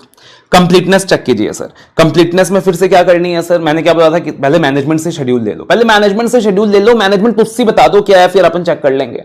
तो मैनेजमेंट से शेड्यूल ले लो साहब, short term long term borrowings का। और जो शेड्यूल लोगे short term long term borrowings का, उसमें 3 चीजें देख लीजिएगा शेड्यूल में। क्लोजिंग बैलेंस कितनी है, नए डेट्स कितने लिए गए हैं, और कितने डेट्स रिपे किए गए हैं, मतलब वही common closing, new and repaid. और रेलिवेंट डॉक्यूमेंट चेक कीजिए sir, minutes of the meeting check कर सकते हो, मिनट्स ऑफ द मीटिंग से पता चल जाएगा कितना एडिशनल डेट्स कंपनी ने लिया, बिकॉज ऑथराइजेशन रहेगा ना। फिर मैंने क्या बोला था सर, जहां भी पैसा आने और जाने की बात हो, और सब्सिक्वेंट ट्रांजैक्शन चेक कीजिएगा, रिपोर्टिंग पीरियड के बाद चीजें चेक कीजिएगा। तो रिव्यू सब्सिक्वेंट ट्रांजैक्शन, ओहो रिव्यू सब्सिक्वेंट ट्रांजैक्शन। उसके बाद सर डेटर के केस में मैंने क्या बोला था, कभी कभी एक ही चीज से मल्टीपल जगहों पे कंफर्मेशन मिलता है साहब। तो डायरेक्ट कंफर्मेशन से, एक्सटर्नल कंफर्मेशन से, यहां एग्जिस्टेंस के बारे में तो कंफर्मेशन मिल ही रहा था, कंप्लीटनेस के बारे में भी कंफर्मेशन मिल सकता है। तो डायरेक्ट कंफर्मेशन प्रोसीजर फॉलो कीजिए, ऐसे 505 लगाइए। क्या लगाइए सर, ऐसे 505 लगाइए, कंफर्मेशन लीजिए। कंफर्मेशन लीजिए साहब, कौन सा सोचिए, कौन सा सब्जेक्ट मैटर के बारे में कंफर्मेशन लूं। अच्छा, इंटरेस्ट रेट के बारे में ले लेता हूं, कोलैटरल सिक्योरिटी कौन सी दी थी उसके बारे में ले लेता हूं, प्रिंसिपल अमाउंट के बारे में ले लेता हूं। फिर उसके बाद कंफर्मेशन रिक्वेस्ट डिजाइन कीजिए, भेजिए। रिप्लाई नहीं आएगा तो रिमाइंडर भेजिए। फिर जो बैलेंस है उसको बुक्स ऑफ अकाउंट से मैच कीजिए। अगर मिसमैच है तो रीजंस मैच कीजिए, रीजंस देखिए मिसमैच क्यों है, क्यों थर्ड पार्टी जो बोल रहा है हमारे डेटा से मैच नहीं कर रहा। तो डायरेक्ट कंफर्मेशन लीजिए। तो ये क्या हो गया साहब अपना प्रेजेंटेशन डिस्क्लोजर। उसके बाद वैल्यूएशन चेक कीजिए। वैल्यूएशन चेक करने के लिए क्या बोला था मैंने, accounting policy. Accounting policy common point होता है, आप एग्जामिन कीजिए अप्रोप्रिएटनेस ऑफ अकाउंटिंग पॉलिसी। और साहब जहां भी मैंने बोला था कि यार अब यहां पे कोई एएफआरएफ ऐसा वैसा तो होगा नहीं। अब सोचो कोई एएफआरएफ है क्या, सोचो एएफआरएफ है क्या, एएफआरएफ के बारे में सोचो। अरे एएफआरएफ, ओहो हो, A16, A16 बोरिंग का एक एमोर्टाइजेशन शेड्यूल होता है। क्या होता है, एमोर्टाइजेशन शेड्यूल होता है जो कंपनी बनाती है। एमोर्टाइजेशन शेड्यूल ले लेता है ना मैनेजमेंट से, AS16। अच्छा, डाटा फिरंगी भी तो हो सकता है भाई, डाटा फिरंगी है तो foreign currency, AS11 valuation, foreign currency loan, check valuation, exchange rates, verify outstanding balances. तो हो गए ना common points, foreign currency loans, amortisation schedule, AFRF वाले पॉइंट्स हो गए ये। फिर examine loan agreements, relevant document वाला पॉइंट हो गया ये। और एक जेनरिक सा पॉइंट है recompute interest calculation. Okay sir, और एडिशनल और कुछ मिसलिनियस पॉइंट्स भी दिए हुए यहां पे जो आप चेक करोगे बोरोइंग के केस में, जैसे आप एग्जामिन करोगे कंप्लायंस विद सेक्शन 180, 185, 186। कारो 20 के अंदर भी रिपोर्टिंग आता है सर बोरिंग्स के बारे में, क्लॉज 9 आपको याद होगा, क्लॉज 9 तो कारो के अंदर भी रिपोर्टिंग आता है। अगर कंपनी ने रिलेटेड पार्टी से बोरिंग्स ली है तो AS18 लगता है वहां पे। अगर इंड AS एप्लीकेबल है तो इंड AS 24 लगता है। तो एग्जामिन कीजिए बोरोइंग्स अगर रिलेटेड पार्टी से है तो AS18 कंप्लाई हुआ कि नहीं, इंड AS 24 कंप्लाई हुआ कि नहीं, ये चेक कर लीजिए। बोरोइंग्स आर्टिकल्स ऑफ एसोसिएशन के दिए गए लिमिट के अंदर है कि नहीं। पर्पस ऑफ बोरिंग्स देख लीजिए सर, किस पर्पस के लिए बोरिंग्स लिया था। और अगर कंपनी ने डिपॉजिट्स भी लिए थे, क्या लिए थे साहब, डिपॉजिट्स भी लिए थे, तो इंश्योर कर लीजिए कंप्लायंस विद आरबीआई गाइडलाइंस। आपको याद होगा ना डिपॉजिट्स को लेकर आरबीआई गाइडलाइंस होती है। फिर वो कंपनीज एक्ट में आपका चैप्टर नंबर 5 है, सेक्शन 73 to 76 है, वो सारा कुछ चेक कर लीजिए। तो ये क्या हो गया सर, बोरोइंग्स। ये क्या हो गया, borrowings except presentation and disclosure, except presentation and disclosure. ठीक है जी। उसके बाद आता है सर अपना ट्रेड रिसीवेबल्स। तो ट्रेड रिसीवेबल्स की बात करें सर, फिर से एग्जिस्टेंस के बारे में सोचें साहब। तो एग्जिस्टेंस के बारे में सोचें तो डायरेक्ट कंफर्मेशन आना चाहिए 505। फिर मैंने क्या बताया था sir, debtor, creditor, debtor, creditor, purchase, sale, invoice वाला पॉइंट देखना है, कॉमन पॉइंट में बताया था ना, इंश्योर कर लेना इनवॉइस एक बार से ज्यादा रिकॉर्डेड तो नहीं है। तो 2 पॉइंट तो कॉमन पॉइंट से हो गया, इनवॉइस वाला, कंफर्मेशन वाला। फिर मैंने बोला था कि रेलिवेंट डॉक्यूमेंट्स के बारे में सोचना, और डेटर के केस में एक रेलिवेंट डॉक्यूमेंट, ट्रेड रिसीवेबल के केस में एक रेलिवेंट डॉक्यूमेंट बताया था, एजिंग रिपोर्ट। तो एजिंग रिपोर्ट ले लीजिए। क्या ले लीजिए साहब, एजिंग रिपोर्ट ले लीजिए। ट्रेड रिसीवेबल के केस में सबसे मेन डॉक्यूमेंट होता है एजिंग रिपोर्ट। एजिंग रिपोर्ट एक ऐसी डॉक्यूमेंट है साहब जिससे आपको एग्जिस्टेंस के बारे में भी कंफर्मेशन मिलेगा। इनफैक्ट एग्जिस्टेंस के अलावा आपको पार्टिकुलरली वहां पे वैल्यूएशन के बारे में भी कंफर्ट मिलेगा। किसके बारे में, वैल्यूएशन के ऊपर भी कंफर्ट मिलता है एजिंग रिपोर्ट से। राइट्स ऑब्लिगेशंस के ऊपर भी कंफर्ट मिलता है। अगर कुछ पैसा लंबे समय से नहीं आया, अगर कुछ पैसा लंबे समय से नहीं आया, उसका जस्टिफिकेशन ले लीजिए। क्योंकि अगर कोई पैसा लंबे समय से नहीं आया तो आपको डाउट हो रहा है ना, आपके मन में एक शक का कीड़ा आ रहा है कि यार ये एग्जिस्ट भी करता है कि नहीं करता। फिर जब इनवॉइस का पॉइंट आया सर, तो इनवॉइस से एक पॉइंट और आ रहा है, इनवॉइस से एक पॉइंट और आ रहा है कि ये चेक कर लेना कि रियलाइजेशन इनवॉइस वाइज है कि नहीं, ये चेक कर लेना कि रियलाइजेशन इनवॉइस वाइज है कि नहीं। पता चला एक बहुत पुराना इनवॉइस है, उसका पेमेंट आता ही नहीं है, सिर्फ नए इनवॉइसेस का ही पेमेंट आता रहता है, तो हो सकता है यार वो पुराना इनवॉइस फर्जी हो, तो चेक कर लेना रियलाइजेशन इनवॉइस वाइज है कि नहीं है। डायरेक्ट कंफर्मेशन ले लेना सर 505। और यहां पे एक पॉइंट अच्छा है कि अगर डेटर रिलेटेड पार्टी है, ओ माय गॉड, डेटर कौन है, रिलेटेड पार्टी है भाई, तो गड़बड़ी कर सकते हैं और ये लोग मिलके, क्या कर सकते हैं साहब, गड़बड़ी कर सकते हैं ये लोग मिलके। तो अगर डेटर रिलेटेड पार्टी है तो आप बढ़िया से रिव्यू कर लेना 3 चीजें, कलेक्टिबिलिटी, ऑथराइजेशन एंड क्या वो ट्रांजैक्शन आर्म्स लेंथ प्राइस में है। अगर रिलेटेड पार्टी, पार्टिकुलरली अगर डेटर एक रिलेटेड पार्टी है तो 3 चीजें रिव्यू कर लेना सर, कलेक्टिबिलिटी, पैसा आएगा कि नहीं आएगा, क्या लग रहा है, ऑथराइज था कि नहीं था ट्रांजैक्शन, और आर्म्स लेंथ प्राइस में है कि नहीं। आर्म्स लेंथ प्राइस मतलब क्या होता है सर कि पार्टिकुलरली जो मार्केट रेट है उसी मार्केट रेट में आपने रिलेटेड पार्टी के साथ भी ट्रांजैक्शन किया है कि नहीं किया है। डायरेक्ट कंफर्मेशन ले लेना साहब, डायरेक्ट कंफर्मेशन में वही करोगे यार कि पार्टिकुलरली सबसे पहले क्लाइंट से कंसेंट ले लो कि अपने को कंफर्मेशन लेना है, फिर कंफर्मेशन रिक्वेस्ट डिजाइन करो। अगर क्लाइंट कंसेंट नहीं दे रहा है तो वैलिडिटी ऑफ रीजन देखो, क्लाइंट कंसेंट क्यों नहीं दे रहा है। क्लाइंट ने कंसेंट दे दिया तो कंफर्मेशन रिक्वेस्ट डिजाइन करो, फिर डिजाइन कंफर्मेशन रिक्वेस्ट भेजो, कंफर्मेशन रिक्वेस्ट भेजो, बैलेंस शीट डेट में भेजो या near the balance sheet date भेजो। अगर डिस्क्रिपेंसी आ रहा है रिप्लाई में तो इन्वेस्टिगेट करो, और अगर जवाब नहीं आ रहा थर्ड पार्टी का या क्लाइंट आपको कंफर्मेशन लेने नहीं दे रहा है तो ऑल्टरनेटिव प्रोसीजर्स परफॉर्म करो। फिर कंप्लीटनेस परफॉर्म करने के लिए, चेक करने के लिए told you debtor creditor cell purchase inventory. Completeness के अंदर पहला पॉइंट दिमाग में आना चाहिए, कट ऑफ प्रोसीजर्स। तो साहब कट ऑफ प्रोसीजर्स परफॉर्म करें, और कट ऑफ प्रोसीजर्स से आप देखोगे 2-3 पॉइंट्स और आएंगे, फ्री गिफ्ट। तो कट ऑफ प्रोसीजर्स परफॉर्म करें सर, जो भी आखिरी के कुछ सेल्स इनवॉइसेस वगैरह चेक कर लीजिए। ओके साहब, जब आप आखिरी के कुछ इनवॉइसेस चेक करोगे उनको सपोर्टिंग डॉक्यूमेंट से मैच कर लीजिए, दूसरा पॉइंट हो गया। इनवॉइस डेट को शिपिंग डेट से मैच कर लीजिए, इनवॉइस डेट को शिपिंग डेट से मैच कर लीजिए, तीसरा पॉइंट हो गया। इनवॉइस डेट को शिपिंग डेट से मैच कर लीजिए साहब, तीसरा पॉइंट हो गया। ठीक है, इनवॉइस डेट को शिपिंग डेट से मैच कर लीजिए, तीसरा पॉइंट हो गया। ऐसा भी हो सकता है कि कंपनी ने बिल इशू कर दिया है, इनवॉइस इशू कर दिया है, बट माल अभी भी साइट में डिस्पैच नहीं किया, चौथा पॉइंट हो गया। ठीक है ना, कंपनी ने बिल इशू कर दिया है बट माल डिस्पैच नहीं किया है, माल साइट में, चौथा पॉइंट हो गया। इसको एक टेक्निकल नाम दिया गया है, that is as bill and hold sales, एक टेक्निकल नाम दिया as bill and hold sales. तो कंप्लीटनेस के अंदर ये सारी चीजें आती हैं। Cut off procedures common point था, इसी से 2-3 पॉइंट निकल के आ गया। कुछ इनवॉइसेस लीजिए, सपोर्टिंग डॉक्यूमेंट से मैच कीजिए, इनवॉइस डेट शिपिंग डेट को मैच कीजिए।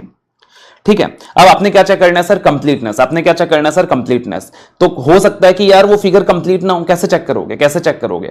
हो सकता है कंपनी ने बदमाशी की है कुछ रिकॉर्डिंग में, तो जो भी लार्ज सेल्स हुए हैं, सब्सिक्वेंट टेस्टिंग वाला पॉइंट चेक कीजिए साहब, सब्सिक्वेंट टेस्टिंग वाला।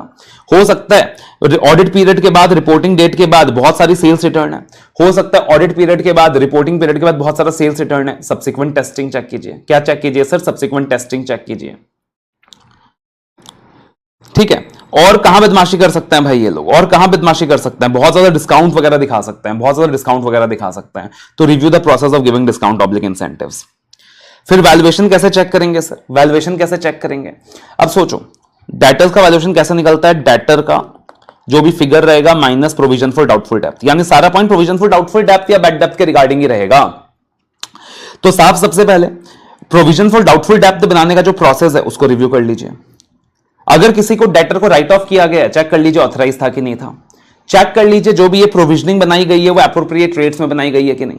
तो लॉजिकल है ना, पहले देख लीजिए process of doubtful depth proper है कि नहीं है। फिर आप देख लीजिए कि अगर कोई डेटर को राइट ऑफ किया गया है तो ऑथराइज्ड है कि नहीं है, प्रोविजनिंग सही रेट से बनाया कि नहीं बनाया। और अगर किसी डेटर में डाउटफुल है उसको स्क्रूटनाइज कीजिए। कोई डेटर है भाई 3 साल से पैसे नहीं दिए, 4 साल से पैसे नहीं दिए, आपको एजिंग शेड्यूल से पता चल गया, तो साहब उसको स्क्रूटनाइज कीजिए, बिकॉज हो सकता है जबरदस्ती उसका वैल्यू ऐड करके रखा है यार। मैनेजमेंट से लिस्ट ऑफ डेटर्स ले लीजिए, किनके साथ केस वगैरह चल रहा है, लिटिगेशन वगैरह चल रहा है। बिकॉज लिटिगेशन वगैरह चलता है तो यार प्रोविजनिंग वगैरह ज्यादा बनानी होती है, रिस्क ज्यादा रहता है कि पैसा नहीं आएगा, वैल्यूएशन को अफेक्ट कर सकता है। और एजिंग शेड्यूल ले लीजिए। क्या ले लीजिए सर, एजिंग शेड्यूल ले लीजिए, बिकॉज एजिंग शेड्यूल हेल्प करेगा आपका वैल्यूएशन भी चेक करने के लिए। समझ में आ रहा है। तो ये अपना क्या हो गया सर, ये अपना पार्टिकुलरली ट्रेड रिसीवेबल हो गया।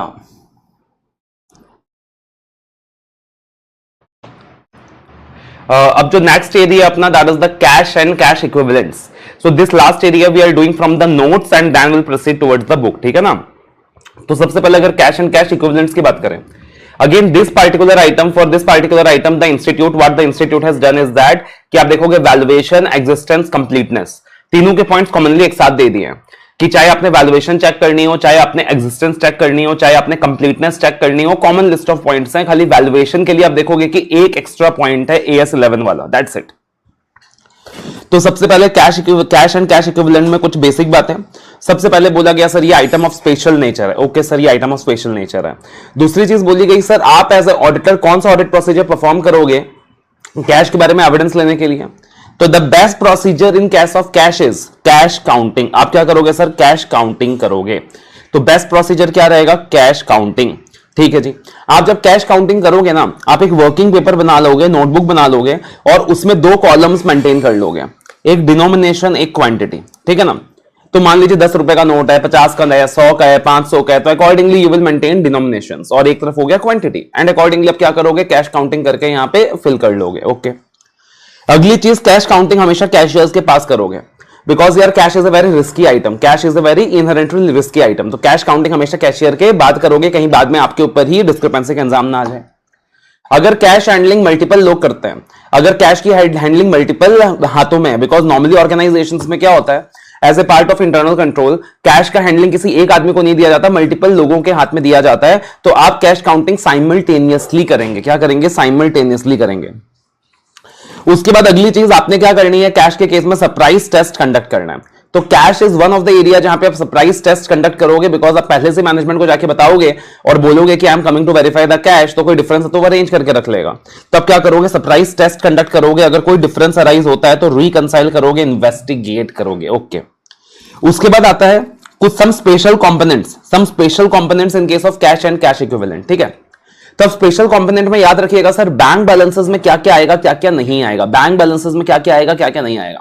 सबसे पहली चीज याद रखिएगा सर, बैंक बैलेंसेस के रिगार्डिंग अपने को 100% कंफर्मेशन लेना है बैंक से. क्या करना है, 100% कंफर्मेशन लेना है बैंक से.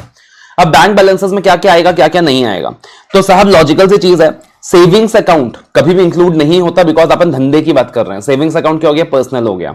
तो बैंक बैलेंस में क्या क्या आएगा, करंट अकाउंट आ जाएगा, फिक्स डिपॉजिट आ जाएगा, ओवरड्राफ्ट अकाउंट आ जाएगा, और अपने फेमा में एक टर्म क्या रहेगा, EEFC account, right, that is exchange earners foreign currency account. तो फेमा में आपने एक टर्म पढ़ा होगा EEFC कि जो एक्सपोर्टर वगैरह क्या है फॉरेन करेंसी में पैसा कमाते हैं तो वो इस अकाउंट में पैसा रखते हैं, EEFC. तो वो भी आ जाएगा बैंक एंड बैंक इक्विवेलेंट में. और साथ ही साथ एस्क्रो अकाउंट. तो नॉर्मली जो एक बैंक अकाउंट किसी स्पेशल पर्पस के लिए बनती है, स्पेशल बिजनेस नीड के लिए बनती है, एस्क्रो अकाउंट, वो भी स्पेशल कंपोनेंट में आ जाएगा. अब इसमें क्या नहीं आएगा सर, बोला IOU वो कभी भी कैश इक्विवेलेंट में नहीं आएगा.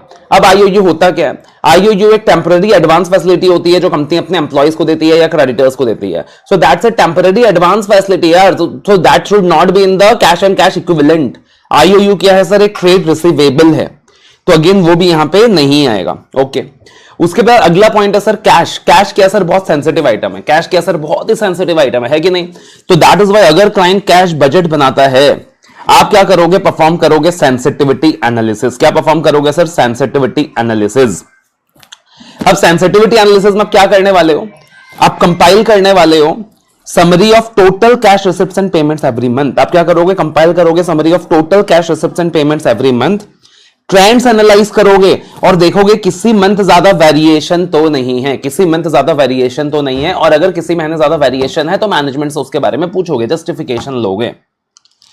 और फिर आता है हमारा प्यारा पॉइंट, हमारा बचपन वाला पॉइंट, 11th 12th वाला point, BRS, bank reconciliation statement. तो आप क्या करोगे, ऑब्टेन करोगे BRS for all the bank accounts maintained by the entity.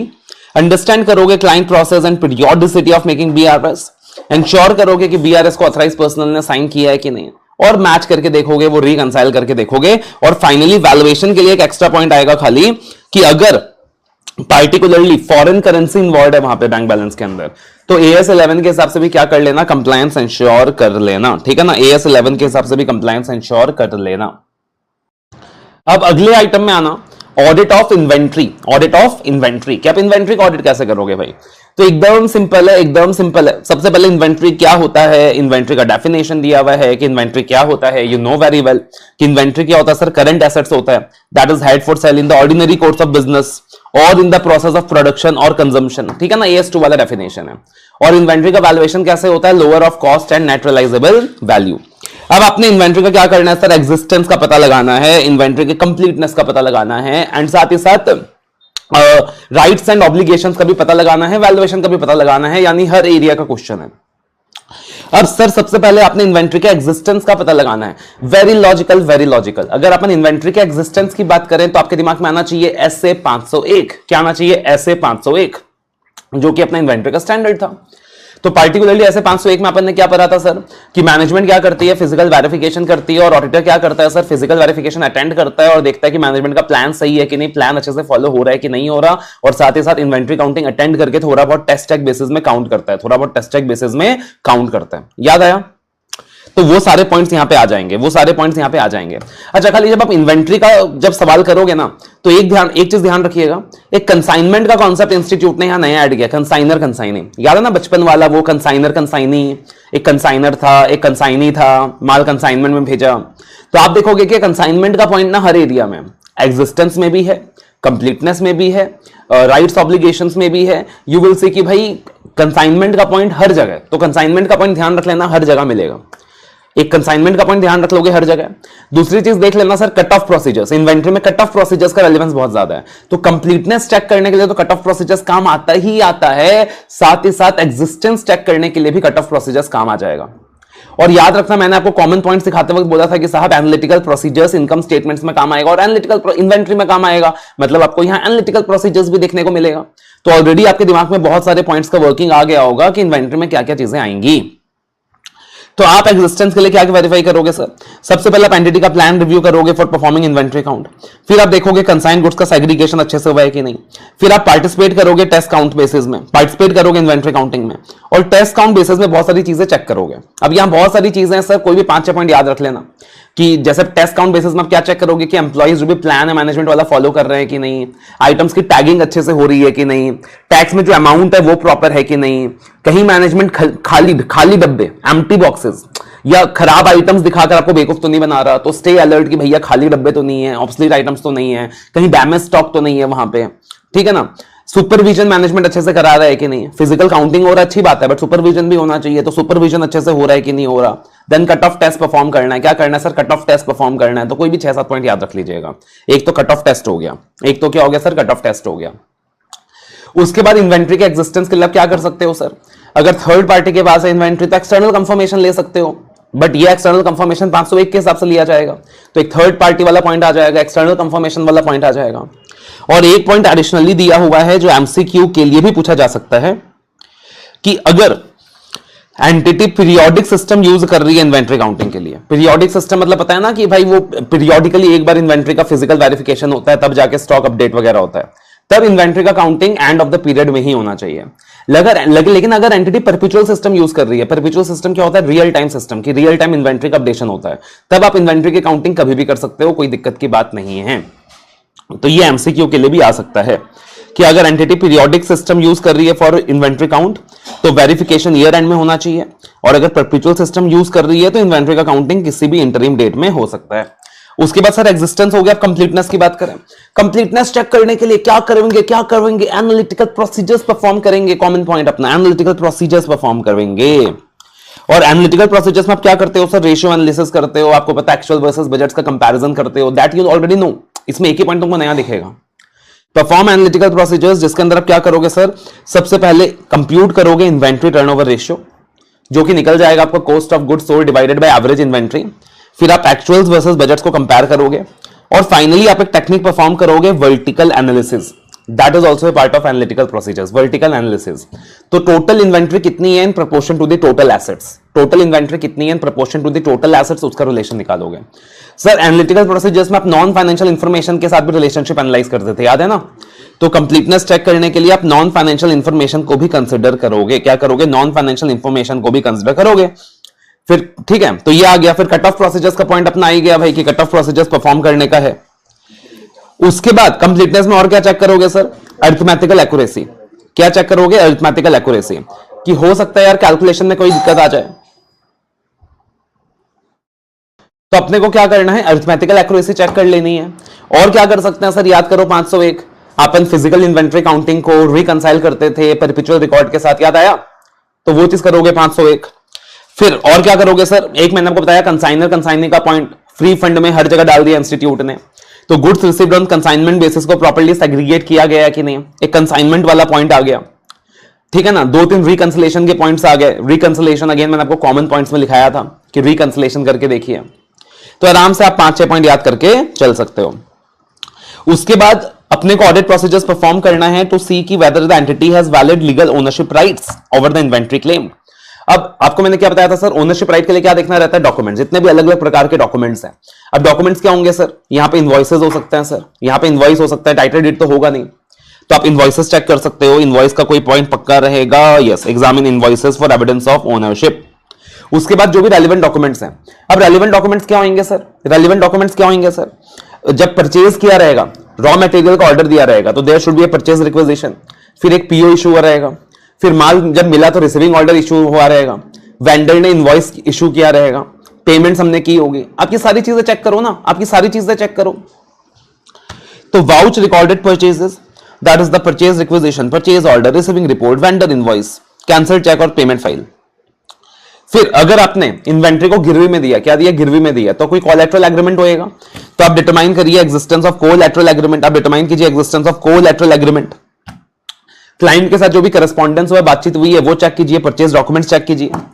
Consignor consignee का रिलेशन है, कंसाइनमेंट में माल दिया था तो कंसाइनमेंट एग्रीमेंट चेक कीजिए, कंसाइनमेंट का माल है तो कंसाइनमेंट एग्रीमेंट चेक कीजिए, पता लगाने के लिए कि ओनरशिप किसके नाम पे है, ठीक है ना।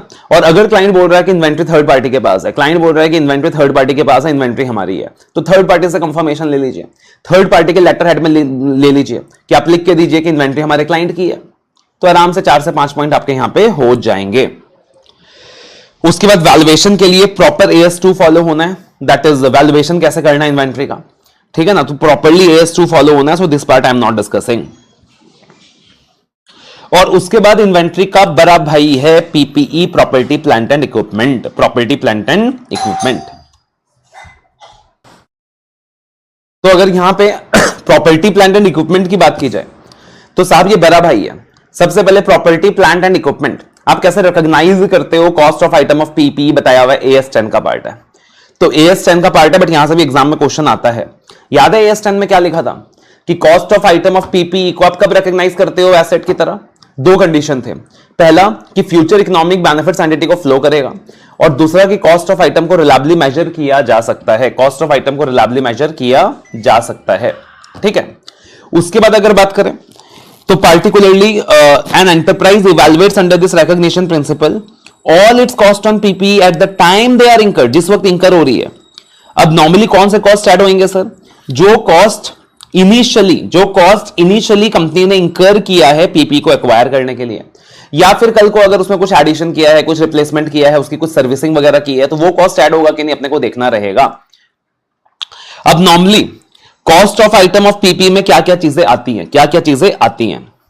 तो सबसे पहले बोला सर, मान लीजिए लेटर से आपने जापान से कोई मशीनरी मंगाई है, जापान से आपने कोई मशीनरी मंगाई है, मान लीजिए आपके खिलौने बेचने की मशीन है, आपकी खिलौने बेचने का धंधा है, और आपने पार्टिकुलरली एक टॉय मैन्युफैक्चरिंग मशीन जापान से मंगाई है, ठीक है भाई, तो जो परचेज प्राइस आप पे करोगे वो ऐड होएगा, जो इंपोर्ट ड्यूटीज आप पे करोगे वो ऐड होएगा, जो भी नॉन रिफंडेबल टैक्सेस आप पे करोगे वो ऐड होएगा, और जो डिस्काउंट मिला माइनस करोगे, ठीक है।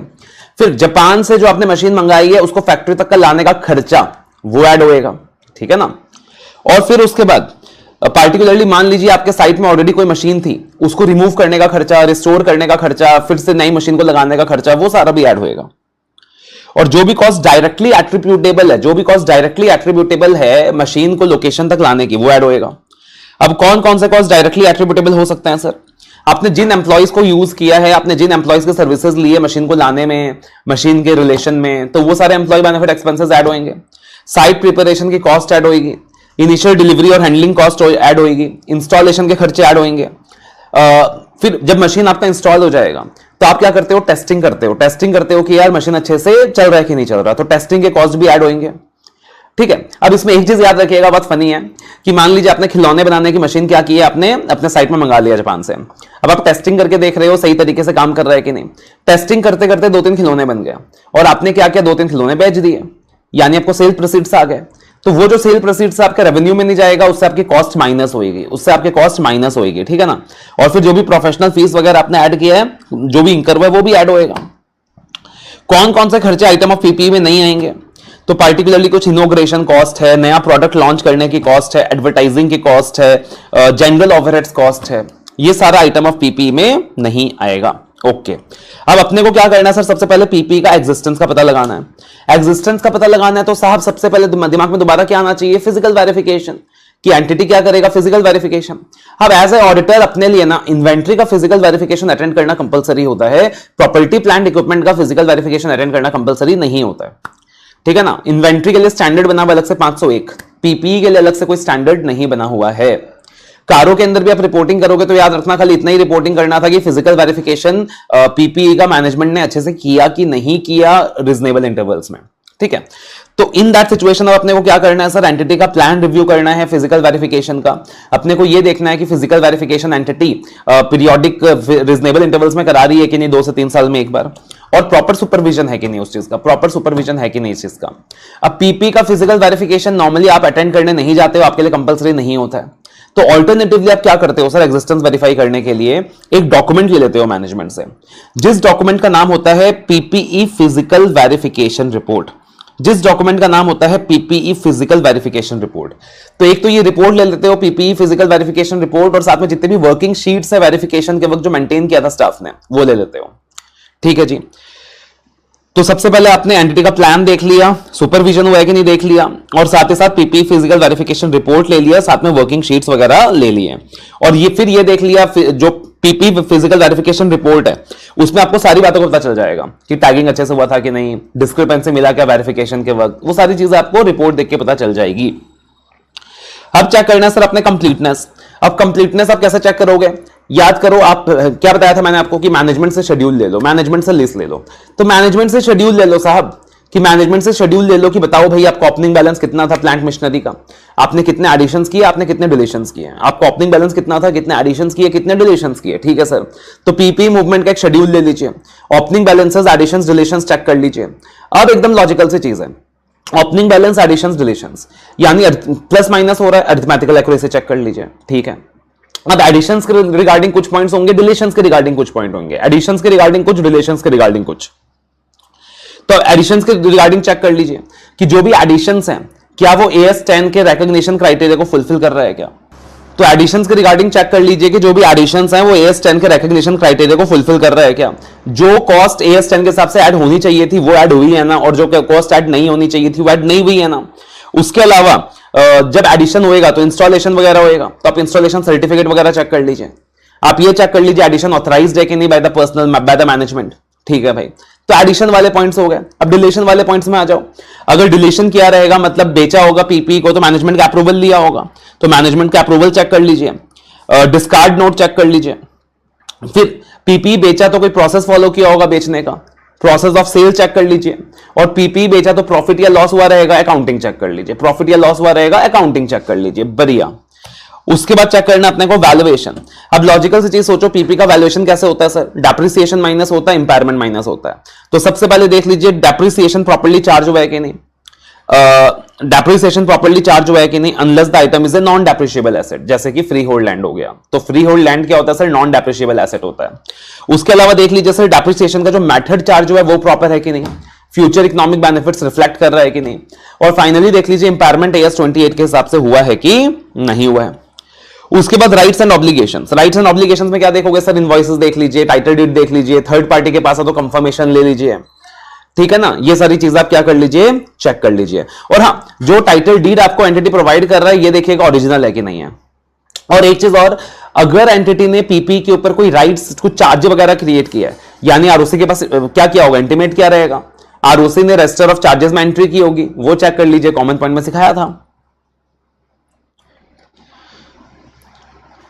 तो ये अपना पीपी हो गया। अब पीपी हो गया सर, तो इनटेंजिबल एसेट आप देखोगे आपके लिए फ्री गिफ्ट है। इनटेंजिबल एसेट एकदम जुड़वा भाई है भाई, इनटेंजिबल एसेट आपको पता है AS 26 में डिफाइंड होता है, तो डेफिनेशन में अपन जान ही रहे। इनटेंजिबल एसेट के ऑडिट में आप देखोगे सर एग्जिस्टेंस, तो एग्जिस्टेंस में यार लॉजिकली सोचो फिजिकल वेरिफिकेशन वगैरह यहां होएगा नहीं क्योंकि इनटेंजिबल एसेट है।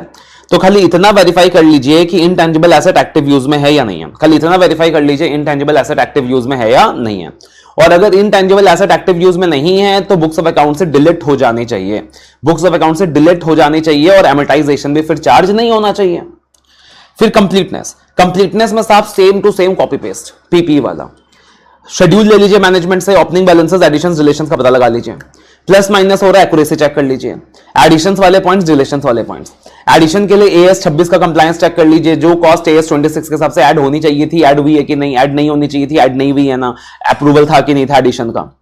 सिमिलरली डिलीशंस के लिए कि डिलीशन ऑथराइज था कि नहीं था, रीजन फॉर डिलीशन क्या है, डिसगार्ड नोट चेक कर लीजिए, प्रोसेस फॉर सेल चेक कर लीजिए, सेल किया है तो प्रॉफिट या लॉस हुआ रहेगा अकाउंटिंग चेक कर लीजिए, वैल्यूएशन भी सेम टू सेम।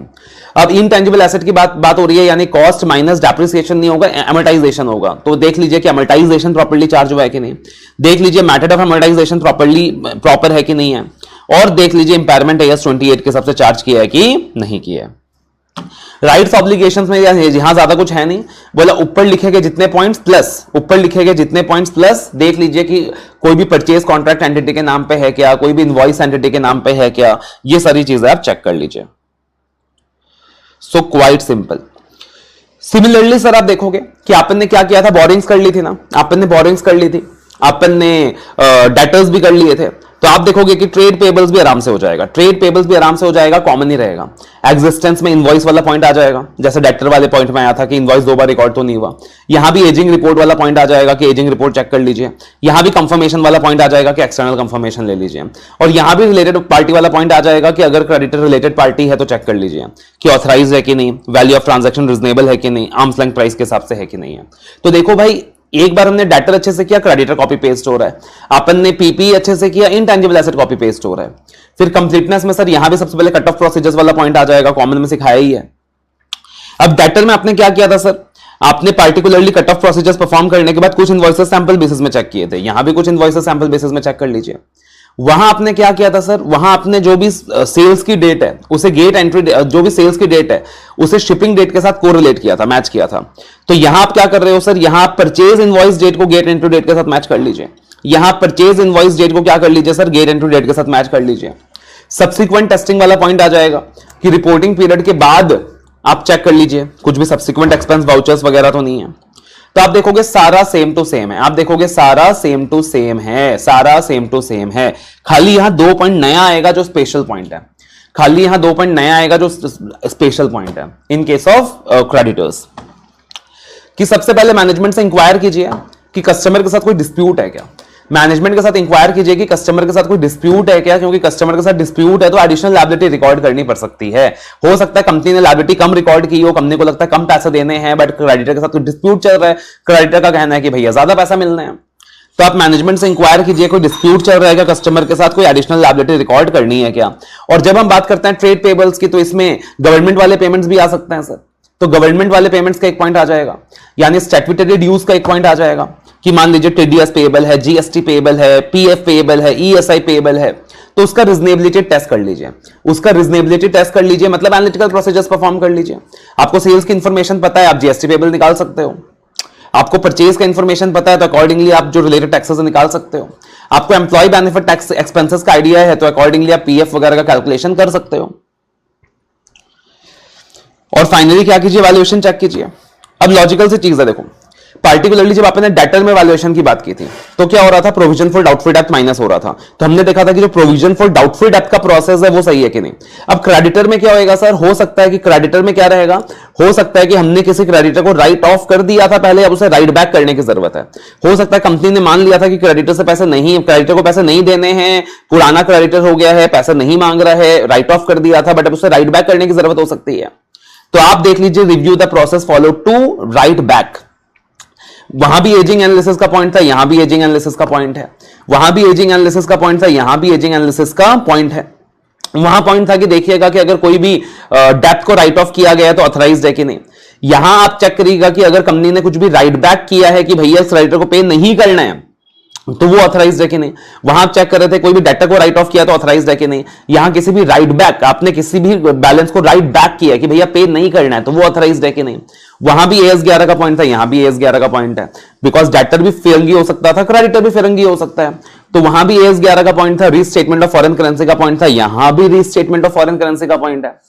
वहां था वैल्यूएशन में कि सर उन लिस्ट ऑफ डेटर्स ऑब्टेन कर लीजिए जिनके साथ लिटिगेशन चल रहा है। वहां पॉइंट था कि लिस्ट ऑफ डेटर्स ऑब्टेन कर लीजिए जिनके साथ लिटिगेशन चल रहा है, बिकॉज उनके साथ वैल्यूएशन में दिक्कत आ सकती है। यहां लिस्ट ऑफ क्रेडिटर्स ऑब्टेन कर लीजिए जिनके साथ लिटिगेशन चल रहा है। क्या कर लीजिए, लिस्ट ऑफ क्रेडिटर्स ऑब्टेन कर लीजिए जिनके साथ लिटिगेशन चल रहा है। सो कोरिलेट करके पढ़े, मजा भी आएगा, सिंपल भी लगेगा। ठीक है, तो ये क्या हो गया वैल्यूएशन। क्या वैल्यूएशन में क्या क्या चेक करोगे इन केस ऑफ क्रेडिटर्स। अब loans, advances, other current assets आप देखोगे सर यहां भी ऑलमोस्ट सेम ही है। कॉमन पॉइंट्स काम आएंगे, कुछ स्पेसिफिक पॉइंट्स आएंगे सर।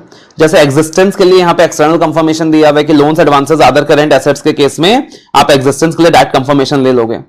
कंप्लीटनेस में दिया हुआ है सर लिस्ट ऑफ एडवांसेस ले लीजिए, वही मैनेजमेंट से लिस्ट ले लेते हैं। रेलिवेंट डॉक्यूमेंट्स चेक कीजिए। अब यहां रेलिवेंट डॉक्यूमेंट्स क्या होगा sir, loan agreements, memorandum of association हो सकता है, आर्टिकल्स ऑफ एसोसिएशन हो सकता है।